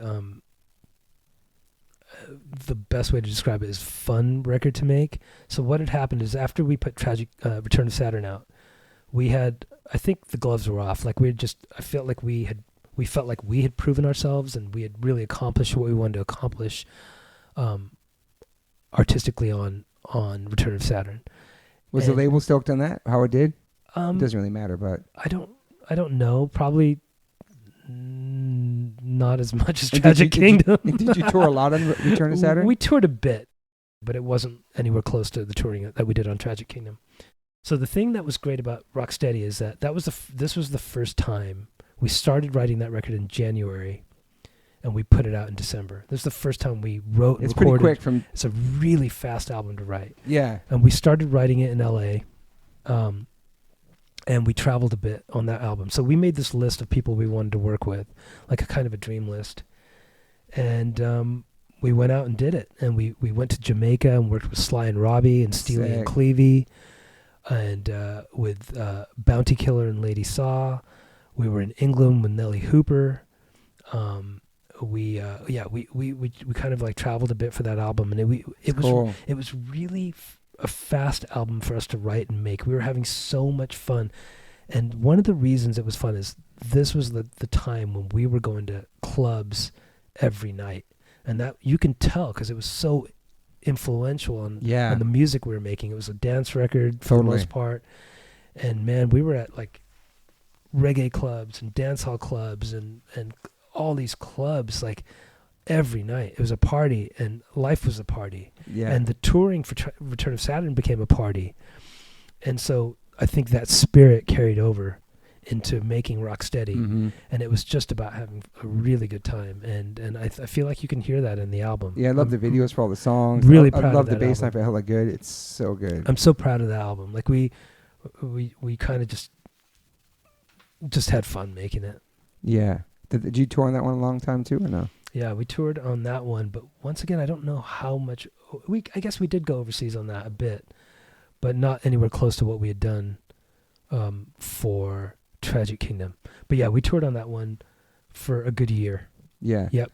And then the singles came out, which is great, which I love. I feel like It's My Life.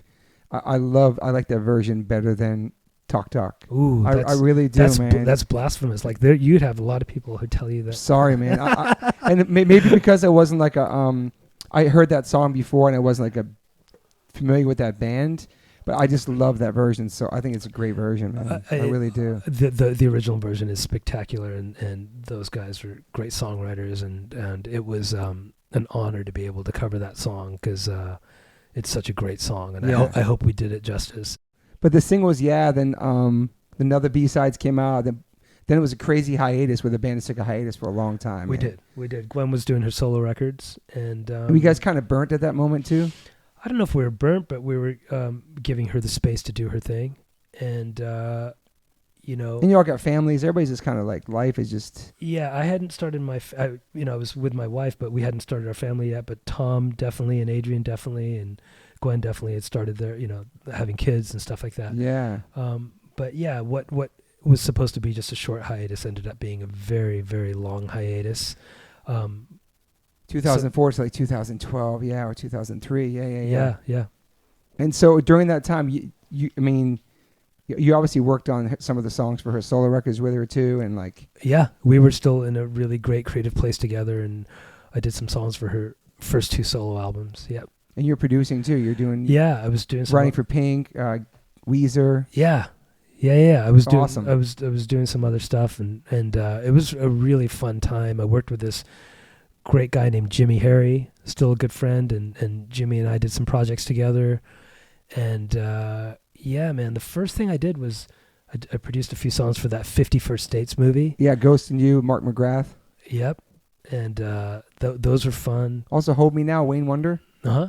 I love Wayne Wonder. Yeah, yeah. He had some great songs. I didn't know he did that until I did a deep dive. It's awesome. Yeah, so that was like the first foray into other stuff, and then Gwen solo records and working with some other artists, and yeah, it was a really cool time. And then No Doubt started trying to write again in 2008, and enough time had passed where I think we had lost a little bit of our mojo. Yeah, of course. And we were having a tough time writing, and then the suggestion came from our manager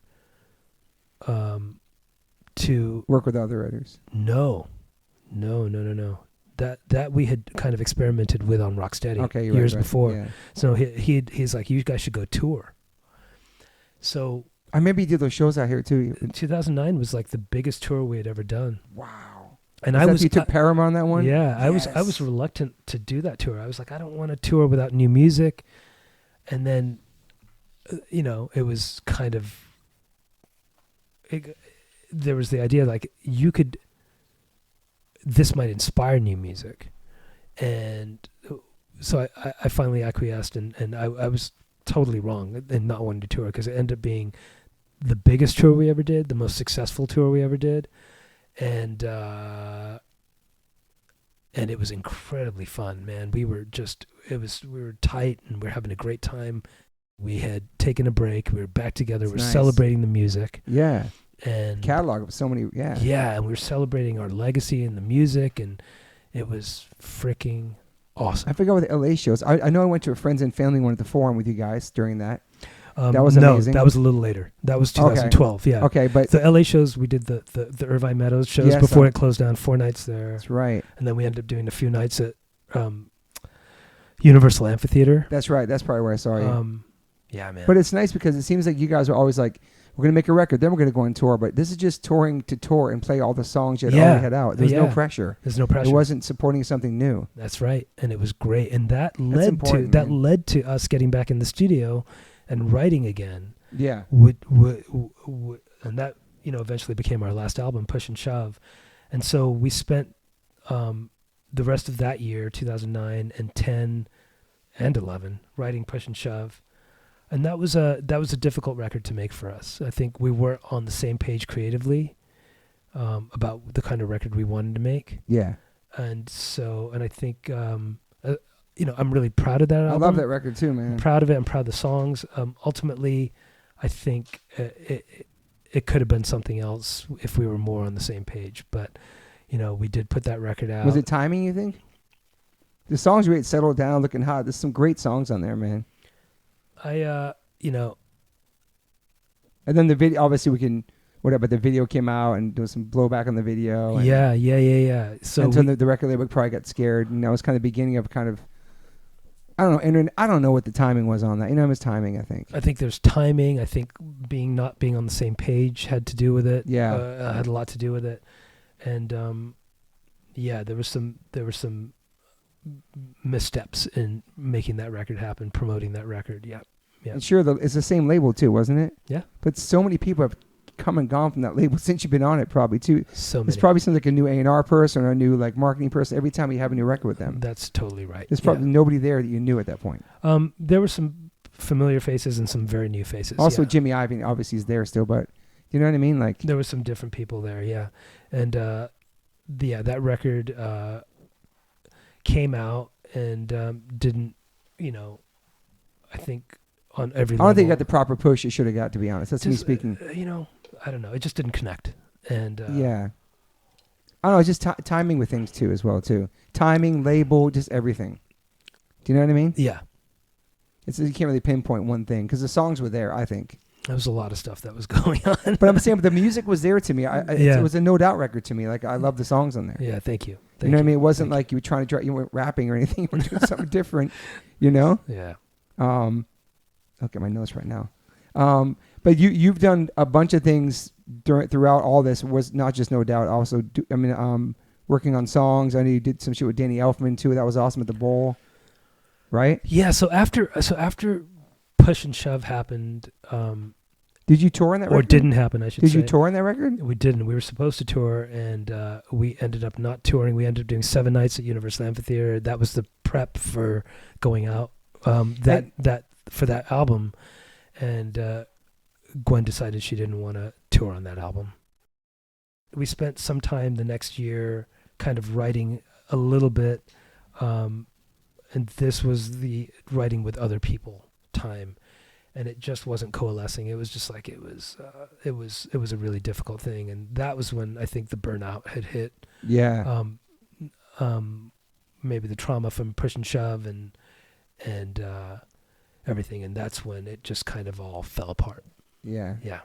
And so, yeah, you all of a sudden everything kind of stops. You've been touring like your whole life basically, and then now it's just like, yeah, it just stops. Yeah, it did, and you know, we were always hopeful that there would be the tours, and but that didn't come about, and we still had some shows kind of on the table. Yeah. So in 2015 we did our run of last shows. Yep.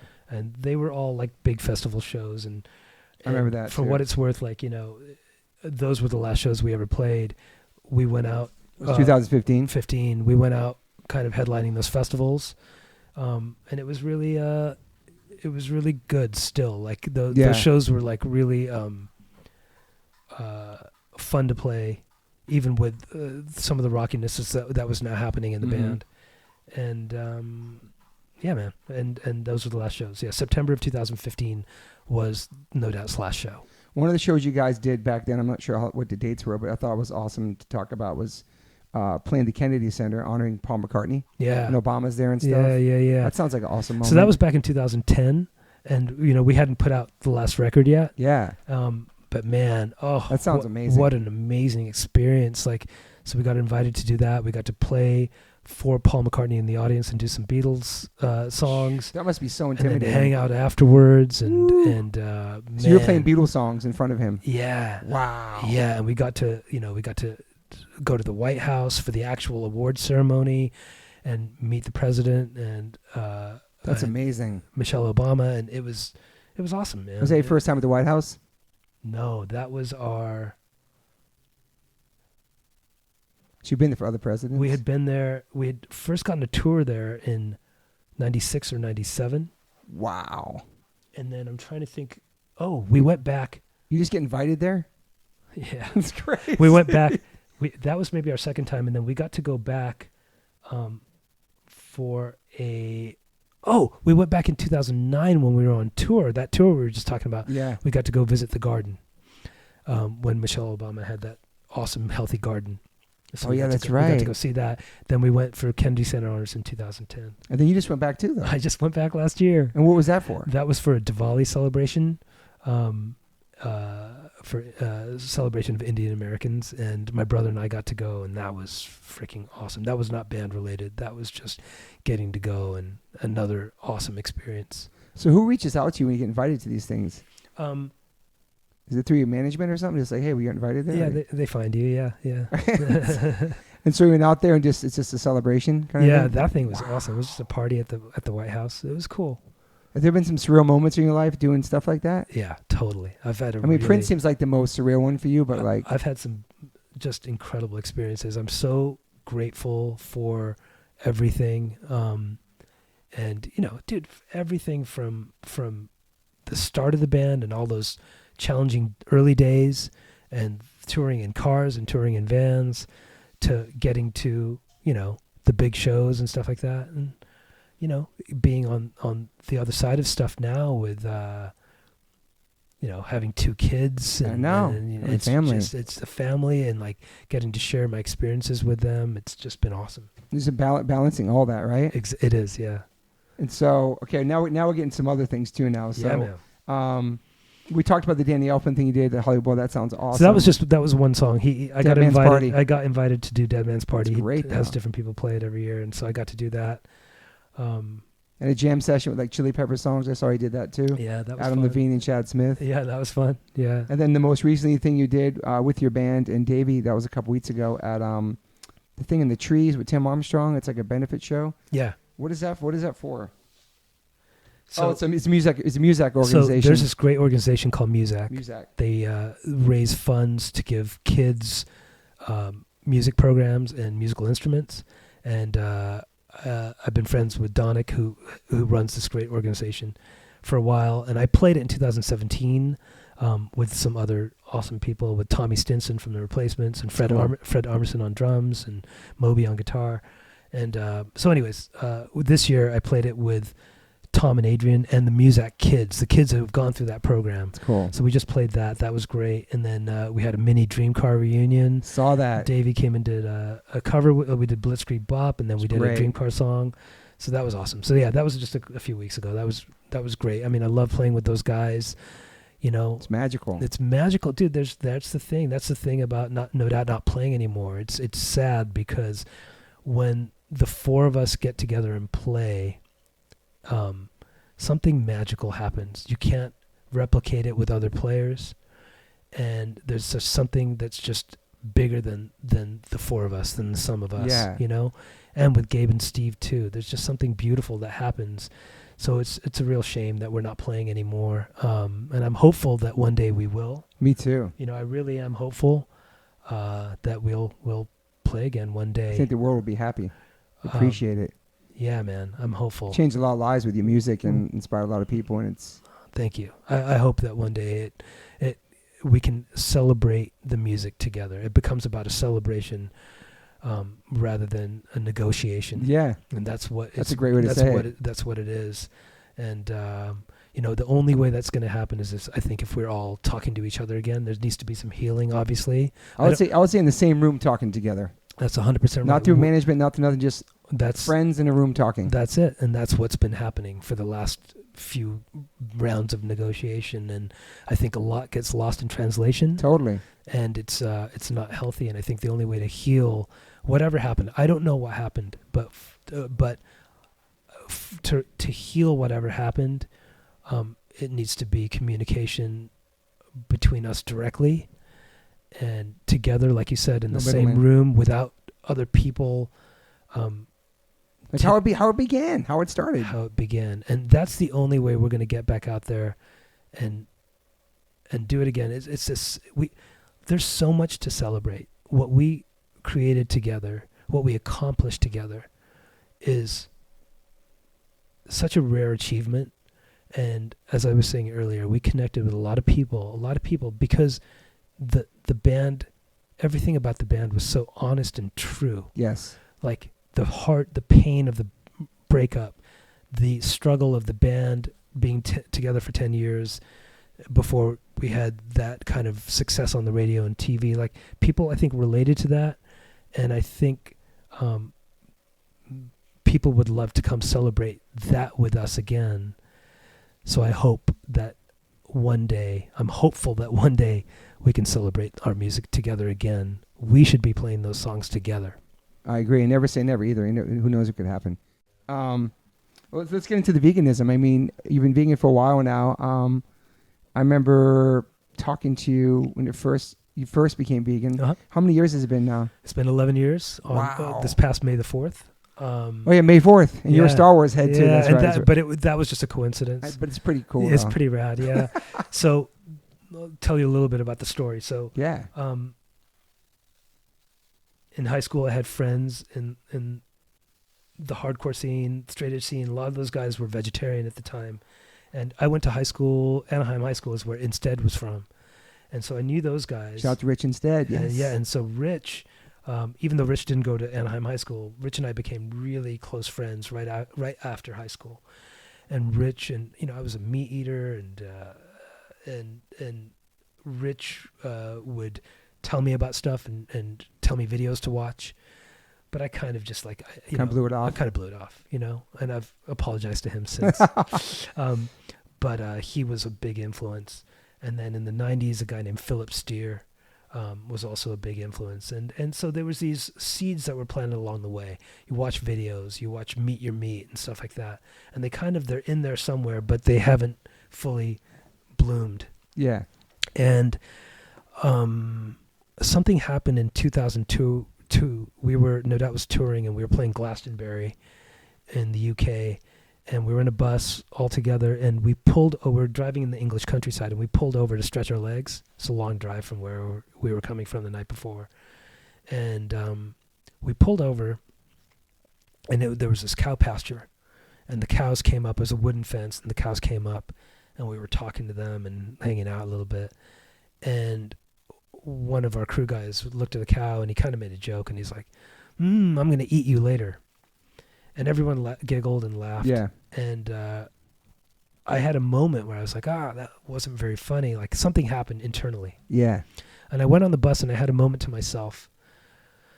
And something was happening, but I regret to say it still wasn't till January of 2005 that I made a change. So I started dating my now wife, Erin, in 2002. Shout out to Erin. Love you, Erin.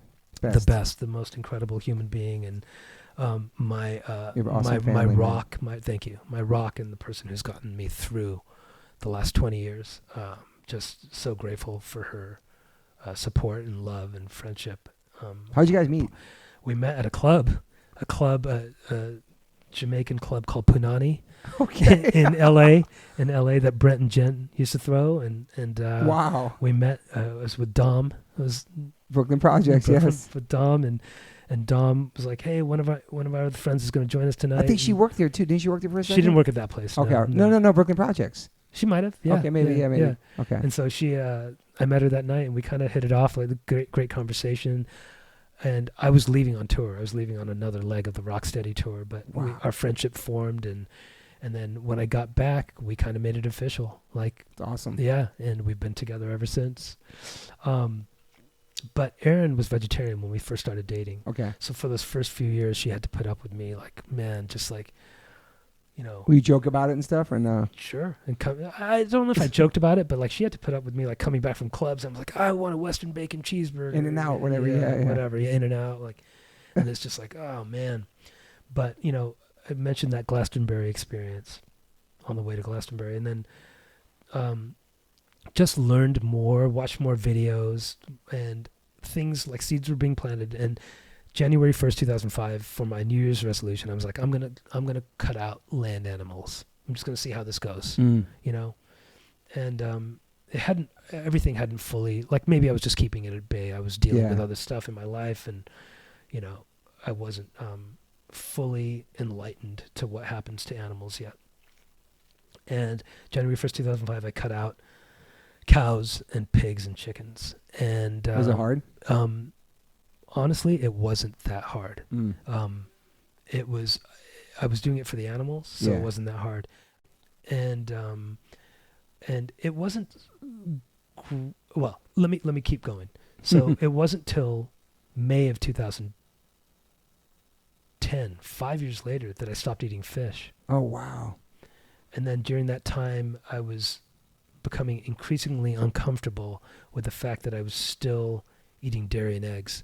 And those are arguably, they're as cruel, arguably crueler, because of what happens to dairy cows. You know, people, and I wasn't aware for a good portion of my life that for a cow to make milk, she has to be pregnant. Yeah. So we artificially inseminate these moms on a rape rack. That's the industry term. It's done in the most brutal, cruel, fast, just efficient way, because it's all about money. Totally. And these cows then gestate for the same amount of time that my wife held our babies for. And these moms, these cows are probably thinking, like, in my miserable life living on concrete, being exploited over and over again, my female reproductive system being exploited over and over again, maybe there's like some light at the end of the tunnel, I'm going to have a kid. Then when they have a kid, we steal that baby away from them so we can then steal her milk that was intended for her child. It's crazy, man. It's brutal. To drink, to steal as humans. So all this stuff was becoming apparent to me, but it wasn't till we had our first kid, Coco.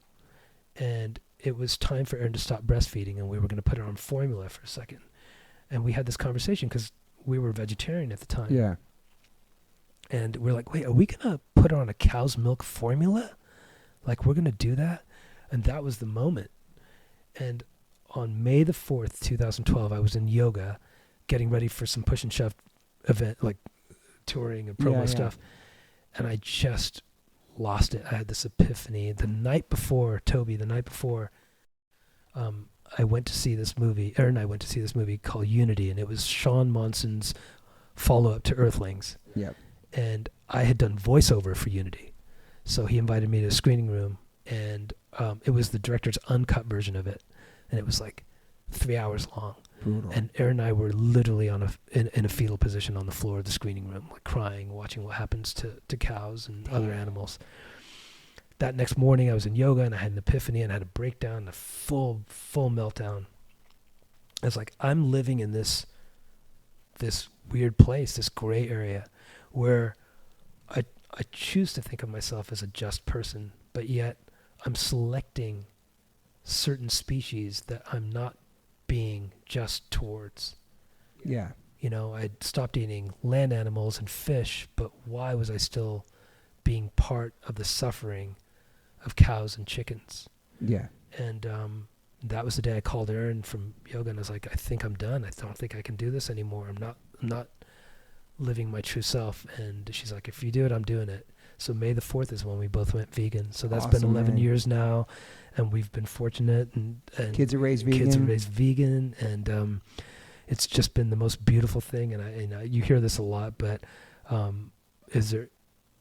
the only thing I regret about it is that I just didn't do it sooner. Mm-hmm. You know, and it's just been a beautiful place to be and live, and I love it. And you inspired some of your family members too to be like, I try to be? Yeah, I did. My brother's vegan, and his wife's vegan, and their baby's vegan, and your parents try a lot better too, right? They're doing a lot better. Yeah. And it's crazy once that world opens up and you see the world different when you become, you know what I mean? Yeah, and the animal rights stuff is that community was really a great thing to be part of too. Like, you know, and going to events and rescues, man. You do the LA Animal Safe, Farm Sanctuary, the Animal Hope and Wellness, and also Animal Place where you rescue the chickens. Dude, those are with Jessica Miller. Shout out to Jessica Miller. Yeah, Jessica, like just great experiences. Gary Smith, really great guy, the Thinking Vegan. Yeah. Great friend, and he introduced me to so many of these organizations, and I got to do these rescues. You know, these hen rescues are just really, it's thousands and thousands of them. Thousands. Right? It's so profound. So these hen rescues, these particular ones the Animal Place does, are sanctioned by the farmer. So the farmer says, look, we're gonna kill all these hens tomorrow. Unless you take them. They're 18 months old. They're past their optimal hen egg-laying phase of their lives. 18 months old. Okay. Now these hens have lived in wire cages their whole lives. They've never felt the ground. They've never experienced sunlight. And it's just a brutal existence. And they were born to be commodities, and they die as commodities, and they die in a horrible way. Yeah. These particular ones are gassed. And so we got to do these rescues with a bunch of other awesome activists. You go in and you rescue as many as you can. And it's mostly about, I think we rescued maybe 1,000, a little over 1,000 for each of these. You know, and they're putting down. The next round is like the next morning. You get there and you do these rescues in the middle of the night. And the reason you do that is because it's cooler. So the transport to the sanctuary is easier for the hens. It's not as traumatic because it's a really traumatic experience regardless. But so you can't get in trouble. You're actually these ones were sanctioned. These ones were allowed by the farmer. He's like, they're going to be gassed. And when you get there, you see the piles of already gassed birds, like tremendous tens of thousands of birds, you know, and you see the trucks coming to take them away. People think, well, I'm eating eggs, but then when the hens, you know, no longer in a egg-laying phase of their life, they'll be used for meat. That's not true. That's a completely different industry. Those broiler hens that people eat for meat, those are bred to be overweight. You know, their legs buckle from under them. They're meant to have as much meat on their bones as possible. These egg-laying hens are a completely different breed. So, you know, but nobody even thinks about them at all. Very profound. People think about pigs and cows, and they don't really think about chickens. Yeah. So you know, the beautiful part about those rescues is being able to go to the sanctuary and open the transport cages, and let them. You see these hens for the first time in their lives. I'd be so emotional. Express hen behavior. You know, dust bathing and walking around and exploring and seeing that they can actually, their feet are touching the ground for the first time. It's Super It's heavy the first time. really heavy and really emotional and really beautiful, and it's a really lucky experience to be part of and to be part of that rescue. Yeah, and you're probably like one of the first humans who are actually treating them nice for the first time because they're coming out. You let them free. Dude, you know? when you're pulling them out of those wire cages, they have no idea if you're one of the people that's taking them to their gassing chamber. They don't know what's going on. No. And you're putting them in another transport cage so they can go to freedom. Yeah. So yeah, they have no idea. So it's a really moving experience. That's the one thing frustrating about the pig vigils that we would go to is that you would see these pigs. The trucks pull up to Farmer John's, which is not there anymore. Yeah. Amazing. Yeah. And we get to have this moment with these pigs where they've been traveling for I don't know how long. They're like, some are dead, some are crying, some are like on top of each other. And we get to have a moment where we give them water or an apple. Yeah.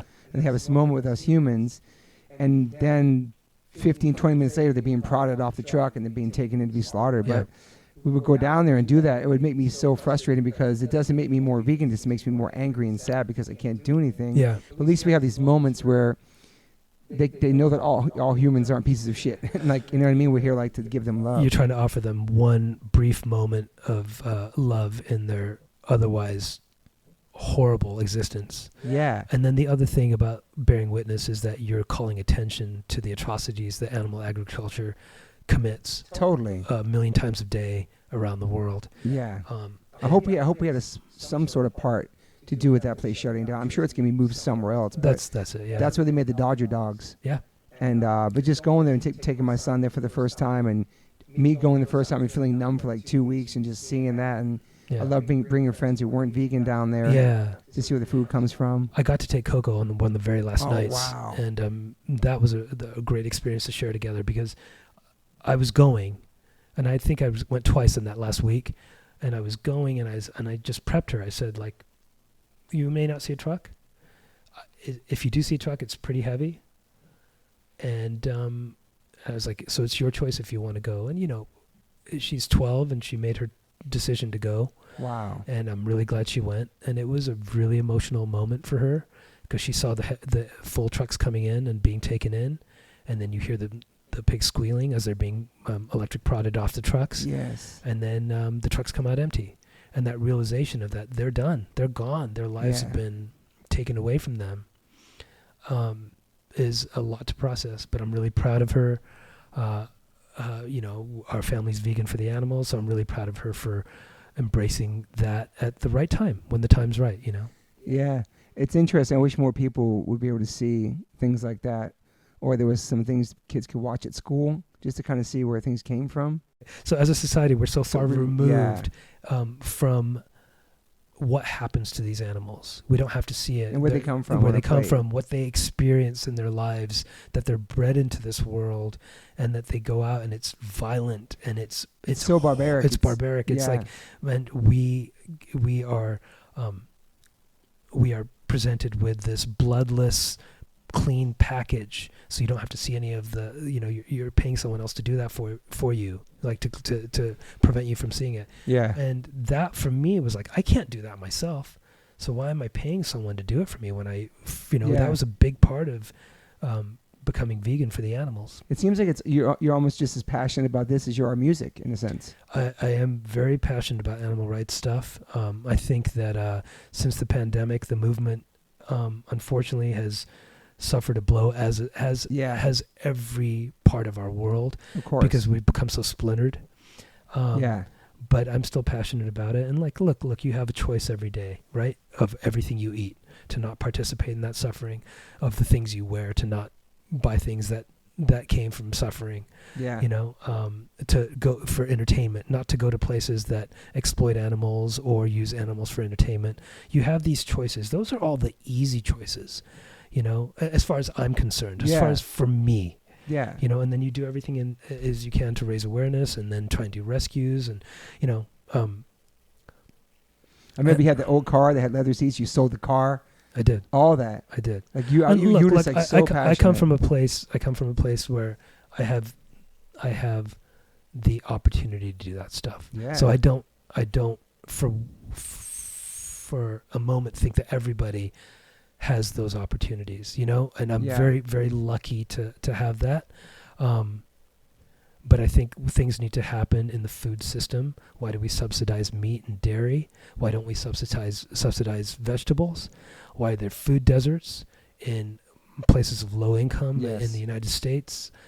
Why is there no access to healthy foods? It's only access to garbage and foods that schools make and hospitals foods that will make you sick. Why do schools and hospitals? Why do hospitals of all the places in the world serve foods that will make you sick?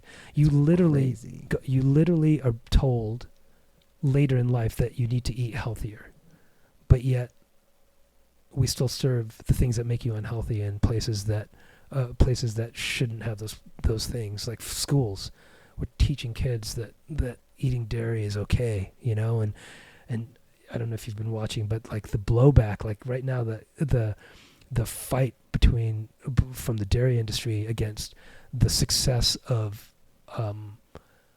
nut milks and alternate milks. They're like so threatened. They're so threatened. You see these dairy ads constantly, and it's just like people have no idea the amount of suffering that goes into that, to making that milk, those items, you know. I think people are more conscious of it now and catching on about dairy and milk. And hopefully there's other options. I think so. Yeah. I mean, there's always more evolving, right? Yeah. So hopefully, yeah. Let's talk about White Drunk Female. Yeah. Single drunk female. My bad. Yeah. I love the show. I watched the first season, and I was so excited that you told me you're working on that, and now it's out.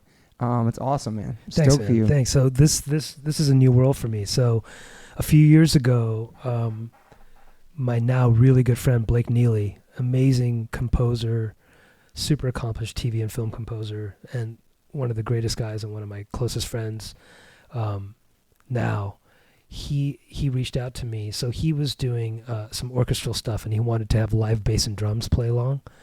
And so he reached out to Stephen Perkins from Jane's to play drums, and he reached out to me to play bass. And he had just seen me at that Danny Elfman thing that you had mentioned. Yeah. And so I was fresh in his mind, and he reached out, and I went in and I met with him, and I liked him. And so I did these 2 days, this two-day session with him, and Steve and I played together. And that was the beginning of 2020.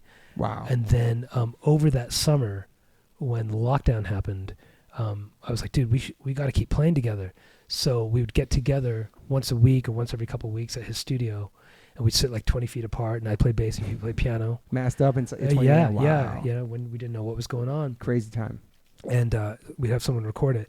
And over that summer, we just kept playing together and became good friends. And then he very kindly invited me later that year into his studio. He goes, I have a room that's becoming available. It's got this great studio complex. And so I was kind of like not sure what I was doing with music anymore. Like No Doubt wasn't playing, and we're kind of past the dream car phase. And so I was like just kind of trying to get my footing and figure out what I was going to do musically.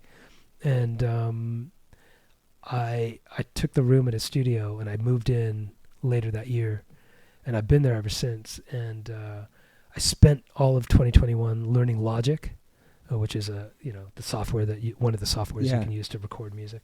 And that's cool. And so I just sat in a room and did that and wrote music and by myself, and it was cool. And then I would write some ideas and then get together with him every week or two, and we'd work on those ideas together. And he's like, dude, by the end of the year, we're going to send this stuff out. And so we did that, and we ended up doing a movie together. That's right. Early last year, called Purple Hearts for Netflix. We did that together. You scored that with him? Scored that with him, yeah. That was a great experience. And we did orchestra, the Budapest Orchestra, and it was just freaking great experience. And he's, like I said, he's been so generous with his mentorship and friendship and teaching me stuff in this world. It's a brand new world for me. Yeah. And so then I was like, all right, cool, man. What are we going to do next? He's like, we're not doing anything next. You got to go do your own thing. And I was like, oh, shit, I'm not ready for this. So I put myself up for a couple of projects, and I ended up getting Single Drunk Female. Awesome, man. And I did that, and that was great. And, that season's out now. Yeah, it's the song Don't Borrow Trouble. Is that one of the songs? Or was that the episode? That was one of the songs, yeah. So you title a lot of the... Blake actually gave me that name. That's cool. Yeah, and Blake Neely, like, once again, great friend, shout out. It's been...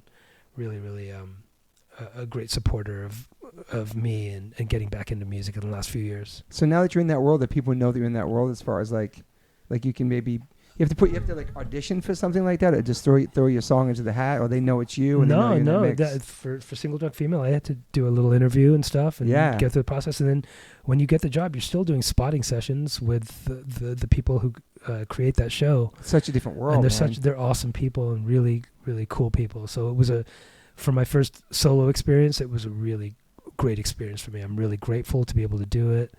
The music supervisor, Manish, incredible. The music editor, Scott, incredible. Like, just had a great experience throughout the whole thing.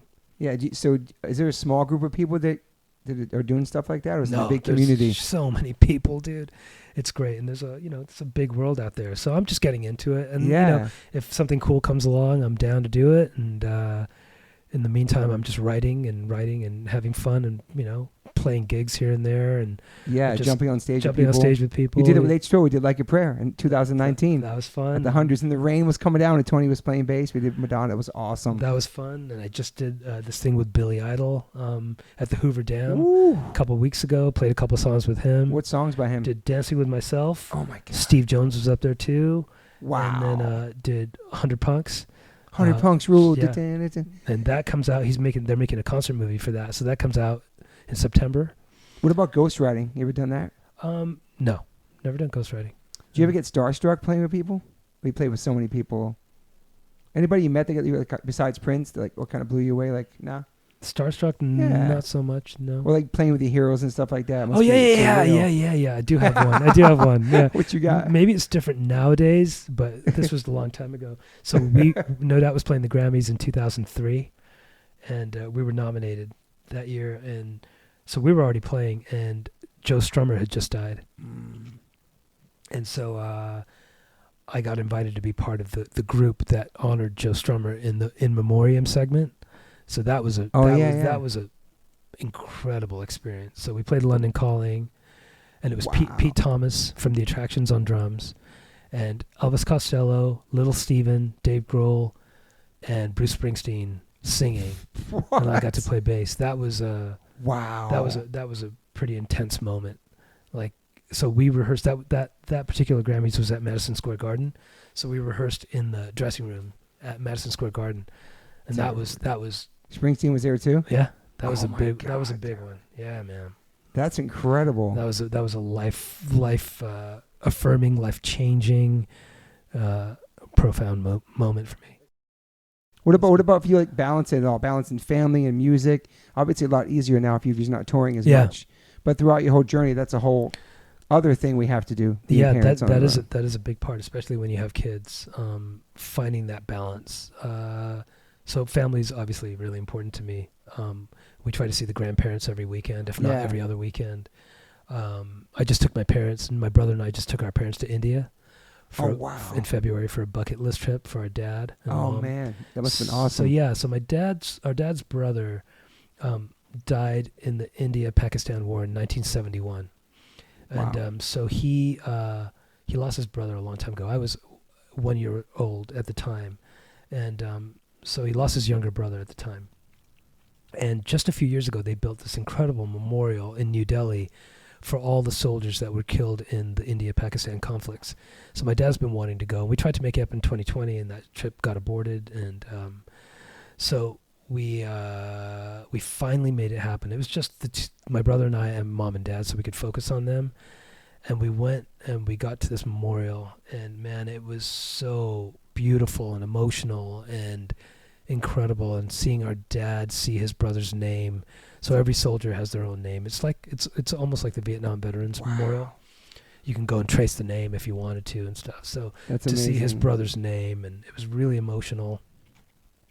And I'm so glad that we were able to do that for him. Yeah. And then we got to see family, and we went to we were in New Delhi, and then we went to Jaipur, and we went to Mumbai to visit family, and that was a really great trip. It's like 2 weeks, and just my brother and I focusing on our parents.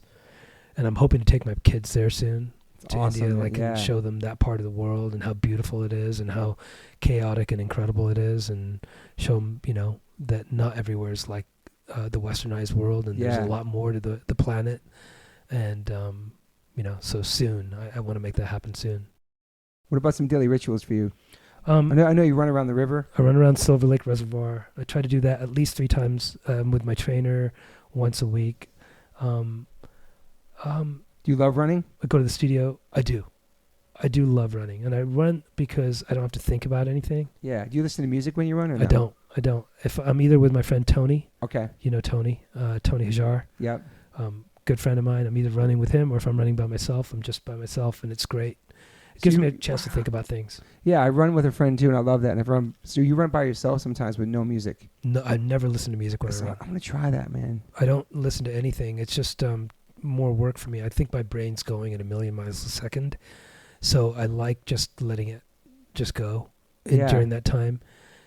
And I do the same run, so I know where I'm starting and where I'm ending. So I know I just have to get through it. So there's no letting laziness or anything come in and be like, oh, you're a little too tired today. You stayed up too late last night. What's on the horizon for you? You tried doing some more scoring and stuff like that? Yeah, I've been going. So I go to the studio every day and I just write, even if it's just for a couple hours. I just try to write for writing's sake, and it's going to get used for something eventually. Just try to keep a creative flow going in between. If there's going to be another TV show or movie or something that comes along. Yeah. Or whatever the next, jumping on stage performance is, or whatever that stuff is.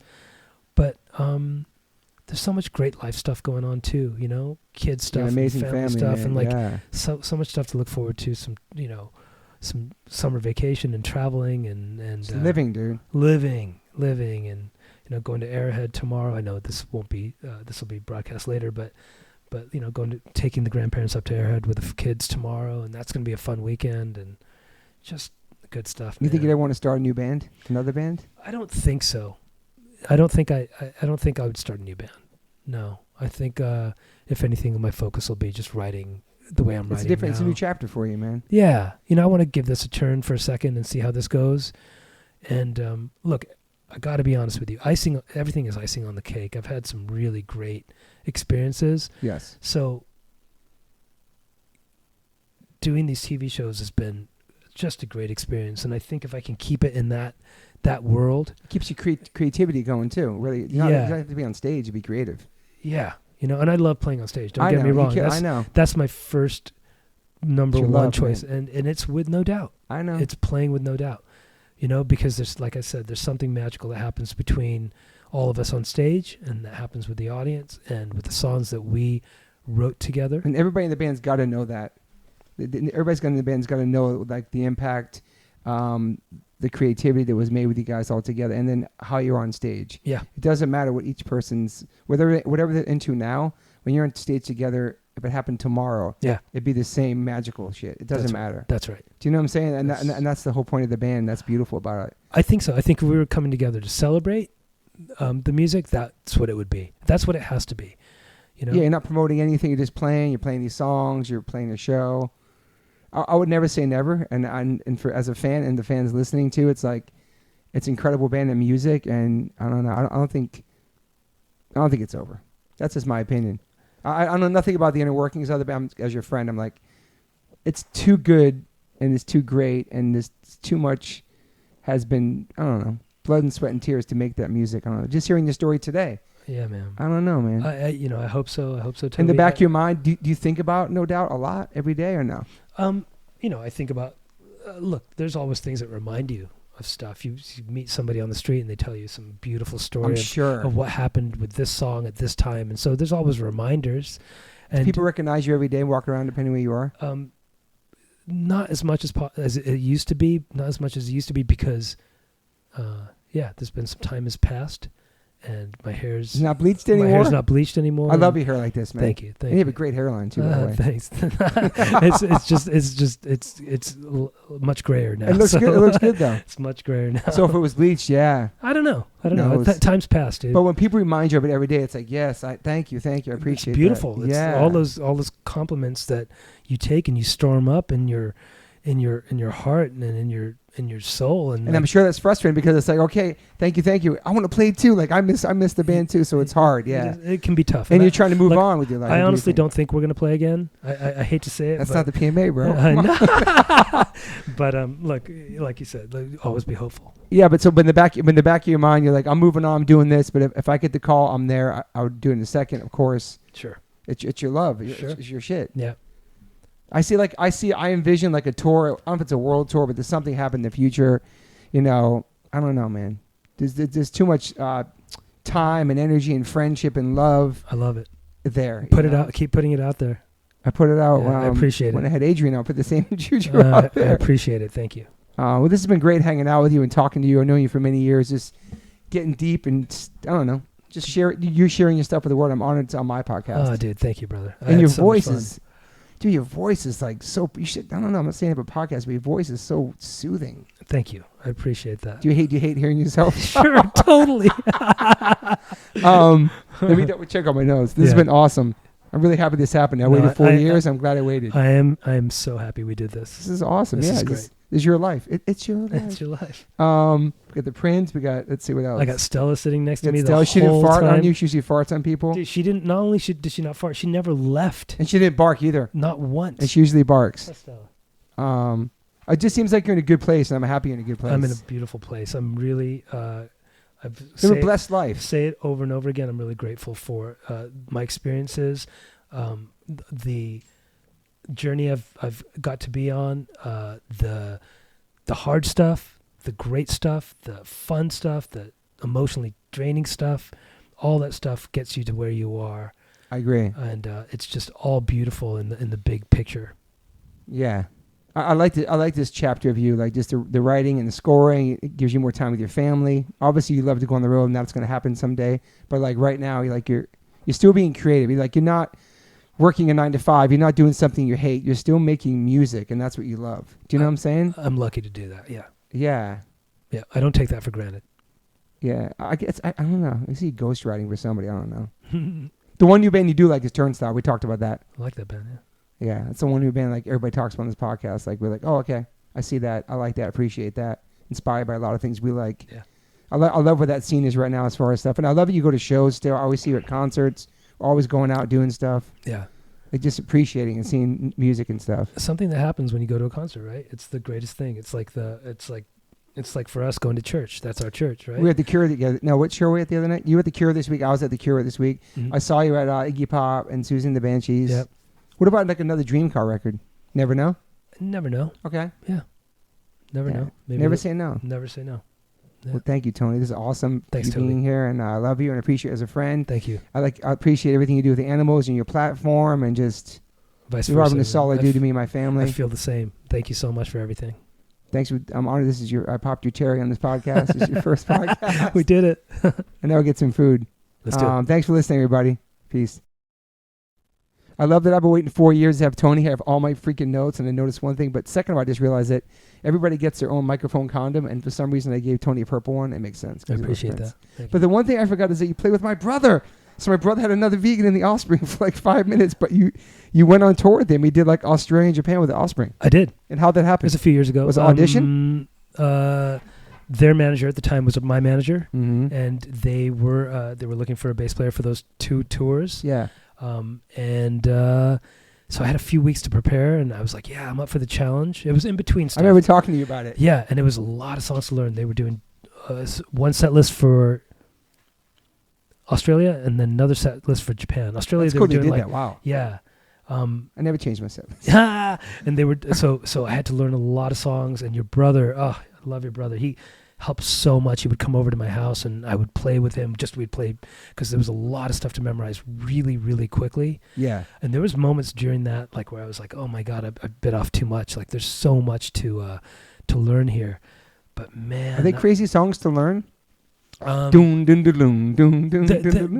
know, it was just there was a lot of deep cuts there. Okay. And so there was some album stuff that I wasn't as familiar with, and so I had to. There was just a tremendous amount of stuff to learn. Yeah. And I had such a fun time like playing with those guys. They were doing some big festivals in Australia, and they were doing some great shows in Japan. And I mean, besides playing, the best part of that was hanging with your brother every day. He was stoked to have you too. It was the greatest. So like we like in Japan and Australia going to find the best vegan spots in each city we were in, and just like, oh man, we had we both like. You guys are both only vegan members from both your bands, yeah. That's right. And so like we'd be on this journey every day, and then like, and playing with another band is really fun because I'm not doing any press. Yeah. So my day consisted of like, Todd and I would go have breakfast, and then we'd go find a cool place for lunch, and then I'd take a nap, like because you're jet lagged a bit. Yeah. And then you'd go work out in the gym, and then you'd go to sound check, and then you'd eat dinner, and then you'd play the show, and then you'd go out to clubs at night. Awesome. Dude, it was just like no pressure, man. No pressure, and just the funnest few weeks. Yeah, it was really good. And your brother made it so much more fun for me, like just hanging out with him.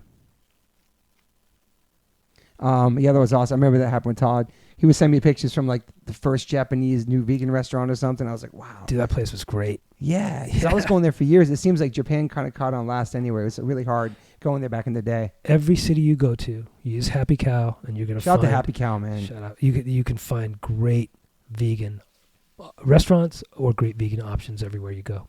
Yeah, whoever invented the Happy Cow, man, shout out to them, dude. Yeah. Whoever that person is. What a great app, yeah. It's such a game changer. Like there was also this thing called like a vegan passport that I got. It's actually literally like a passport you bring with you, has a list of everything in there. Whoa. Yeah, it's cool. Okay. The world's changing, man. Yeah. I feel like it's changing. I feel like all the bands screaming about it. Now it's like everything they sung about back then, from Youth Today to Gorilla Biscuits or Cro-Mags, all those bands. We're seeing it now. Yeah. It's interesting how it's been working. Yeah. Shout out to... And you in the punk rock vegan movie too as well, which was awesome. Yeah. Showing the connections of all that, punk rock and the roots of all that, and Crass and all these bands who started singing about it back then, Yeah. MDC. No, that's right. Yeah. It's cool. All right, TK. All right, maybe we should open a vegan restaurant together. It's probably crazy. It's a pain in the ass. It's a lot of stress. All right. We're out of here. We're going to come back later. Bye. Bye. As usual, I always forget certain things when we have podcasts, so we had to jump on here real quick while Tony was still here. Tony, I totally forgot to, I spaced and forgot to ask you about Dream Car and how that all came about. So Dream Car was a project that Tom, Adrian, and I did with our friend Davey. And what happened is, I think when we realized No Doubt wasn't going to play anymore, Tom, Adrian, and I wanted to keep playing together. And I met Davey through, like seeing him at shows, bands that we all love together, and seeing him at vegan events. So when Tom, Adrian, and I were like, we got to keep playing because that's what we love to do. We reached out to Davey and we're like, would you be interested? And he was, and we sent him some ideas, and dude, he sent them back so fast. It was so awesome, and it was exactly kind of like it felt so natural and cool. Yeah. And we always intended that to be a side project for us and for him, and it was such a fun side project that we got to do together, and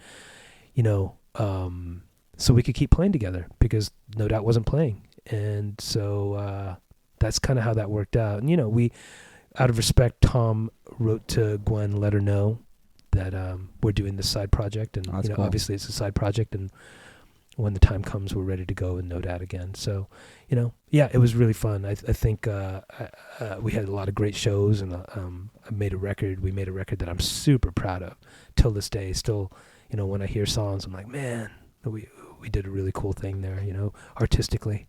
Yeah, it was great to see you guys live too. It was awesome. Thanks, man. So a couple of those shows. Thanks. Also, your love for hip hop. I know you're a big hip hop head as well, and we didn't really touch on that. I think you mentioned too off the pod about a crazy show you went to back in the day. What was like your first hip hop show or first like intro to hip hop music? Well, I don't know the first actual show, but I mean, growing up, like, Run DMC, Raising Hell, King of Rock, those records, De La Soul, 3 Feet High and Rising, of course, the Beastie Boys. Like, the Beastie Boys in my high school were so huge, the first album, and License to Ill. Yeah. Like, all the guys in their mini trucks, blasting the Beastie Boys, and then, of course, Paul's Boutique, just next level artistry. It's my favorite Beasties. It's so spectacular, right? Yeah. And then Check Your Head, like, them playing their instruments, and you get to hear how solid they are as musicians, you know, playing on top of, you know, all the vocals and everything like that. It was just, you know, just one of the most iconic, greatest things. Yeah. But Public Enemy also was a huge one for me, and just listening to Chuck, you know, teaching us, schooling us on so many things. I learned so much through Public Enemy. All those records, Yo Bum Rush Show and Nation of Millions, and super punk rock, I thought, too. Everything that was singing about. Yeah. Very rebellious. Just rebellious, yeah. And dude, we got to open for Public Enemy in 1992. Dang. The craziest bills. Like, so we were out doing this third van tour of that year. Third van tour. It was our third van tour that year, and we were out and we were just looking for gigs, you know, wherever we can do support gigs. And we opened for Public Enemy in Baton Rouge and New Orleans, and we were the first of, like, Public Enemy was a headliner, and we were the first band. Then there was someone in the middle, and it was like you know, it back then, like, shows weren't as maybe eclectic as they are now. Now you go to like a festival and you see every type of genre playing together, right? Yes. Coachella is a great example of that. Mm-hmm. But it was a little bit more. This was their show in theaters, and so the audience didn't really know what to make of us, but. Man, I was already a Public Enemy fan. Yeah. So getting to open for Public Enemy was just such a big deal. And then I saw them, before that, I saw them at the Santa Monica Civic back in maybe 87. It was a Golden Voice show. And it was Fishbone, Public Enemy, Living Colour, and Stetsasonic. And we were sitting up at the top of the bleachers, and it was one of the most violent shows I'd ever been at. Like, when Public Enemy was playing, there were gang fights going on, and we were like, we had this bird's eye view so we could look down. Yeah. And like the song would start, and then everyone was into it, and then all of a sudden you see this fight right in the middle, and then everyone would run to the sides, and then there'd be like a body on the floor. Like, so Chuck would stop the song, you know, and be like, yeah, we got, you know, obviously, like, got to stop this, no more fighting. And then he warned the audience a couple times, like, you know, if this keeps happening, we're going to leave the stage. And it happened. They ended up stopping the show because people were getting hurt. That one's super memorable, that show. It's historic. That's crazy. Yeah. And trying to think of what else. Like, NWA was big when I was in high school, and the first couple Ice Cube records, man. Oh, those were so cool. Yeah. The America's Most Wanted. Yeah. And Death Certificate. And Lethal Injection. Yeah. All those records. Those records were so, like, once again, rebellious, and production on those records was so great. Tribe Called Quest, De La, all that stuff. De La Soul, 3 Feet High and Rising, the Black Sheep record. Yes. I loved all that, like, super positive, like, Native Tongues vibes in New York. Yeah. With all those groups. Yeah, and then you get into the offshoots and stuff like that, like with Ice Cube, like with the Lynch Mob and stuff like that, you know? Like, yeah, man, I love all that stuff. But did you ever breakdance or anything like that? Cypress Hill. Cypress Hill. Were you ever like a breakdance or anything like that? No, I can't dance. But man, that was so big in my high school at the time. It was so great. Yeah. But you never wanted to rhyme, or do you guys ever work with any hip hop artists? Any remixes with hip hop artists or anything? And I don't know. I'm sure we have. There's been so many things, you know. Yeah. I do remember going in the studio with Dre, like, what? At some point, maybe on some record, we met at a studio, but you know, obviously nothing came of that. But yeah, that's sick. That record too, The Chronic, like, oh, dude, so big. Yeah, so big. I feel like a lot of probably hip hop artists and rappers probably love No Doubt too, because you guys did have a cool flavor too. You know what I mean? It wasn't just straight up pop. There was other elements to it. You know what I mean? Yeah. That were fans. Yeah. Also, congratulations on 1 billion streams. That's crazy, man. It's pretty amazing, man. Thank you. That just happened recently. Yeah. Is that just streaming from? Is that because of TikTok, or is that just basic streams? I think that's basic streams. Yeah. And it's so funny. My uncle had reached out to me. He's like, "Hey, I've been tracking this, and he's tracking. Yeah, I've been tracking this, and it looks like by this date you're going to cross 1 billion streams." I was like, "How are you tracking that?" But it's pretty cool. But he was right. Spot on the date. And yeah, wow. So yeah, that was cool. Yeah, man. Well, congrats. That song, yeah, people connected to that song. It's a good one. And it's like over 30 years old, right? So it's like, yeah, wow, right. It's crazy how things on TikTok too. Not that song, but other songs are blowing up, and then the band's having like crazy just off resurgence. Of TikTok. Yeah, that happened to like Gym Class Heroes. Yeah. They got like a plaque because it's crazy, man. Yeah. Shit. Well, thank you, Tony, for being here. This is your first podcast, maybe your last. Who knows? I got the exclusive. I appreciate you. Always, man. We covered a lot, and I'm stoked for people to hear this. But yeah, thank you for everything. Of course, and dude. Thanks for your having voice me. is so. I forgot relaxing your voices. But yeah, is that good? We covered everything, yeah, right? Yeah. Right, cool. Thanks for having me. Thanks for listening, Ben. All Bye. right, bye.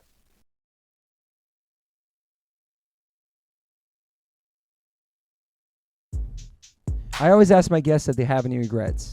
I personally don't have any regrets. Even when it comes to my tattoos, I have the silliest tattoos. Even my ET on my leg, it's still a childhood memory for me, and I love it. I've had tattoos on top of tattoos strictly because I wanted more tattoos. I started getting tattoos when I was 18. I'm 52 now, and I can't stop. I've had laser treatment before on something on my arm. It's 4 tattoos on top of each other. And that experience at that place was pretty fast. It was pretty cold. It was in and out, swipe the credit card. Don't really tell me much. Didn't give me much details or anything was going to happen. So I never went back. So as of most recently, I'm so lucky enough to have had 2 sessions at Removery Tattoo Removal. My tattoo on my arm that looks like a big black blob is now super light. I've had 2 sessions. I have a long road ahead of me. None of this stuff happens overnight. You cannot take a tattoo up in one sitting. You have to be patient. And it's painful. They ice you up. It's super fast. To me, it felt like a bunch of rubber bands. But what's more painful than that is looking at something on your body that you think you're stuck with for the rest of your life. That sucks. But now for me, I'm really happy I started this journey. I'm slowly going to get this tattoo removed. I never thought in a million years I have any kind of real estate on my arm. I don't even know what I want, but it's exciting. I'm so honored to announce that One Life One Chance podcast is now with Removery. I have a code. Use TobyH20 and get $100 off your first session. Call 866-934-4570 or go to Removery.com. One of the most experienced tattoo removal companies in the world. Over 600,000 removal treatments done. 100 locations. U.S., Canada, and Australia. State-of-the-art peak-away laser technology. Cryo-technology to reduce any discomfort. This is so exciting for me because all I do in these podcasts is talk about tattoos. From day one, if you've been listening to the podcast, talk about tattoos, talk about getting removed, talk about getting covered up. So this is such a perfect fit for me. Once again, go to Removery.com or call 866-934-4570. Use my code TobyH20 and get $100 off. These guys are located everywhere. Try it out.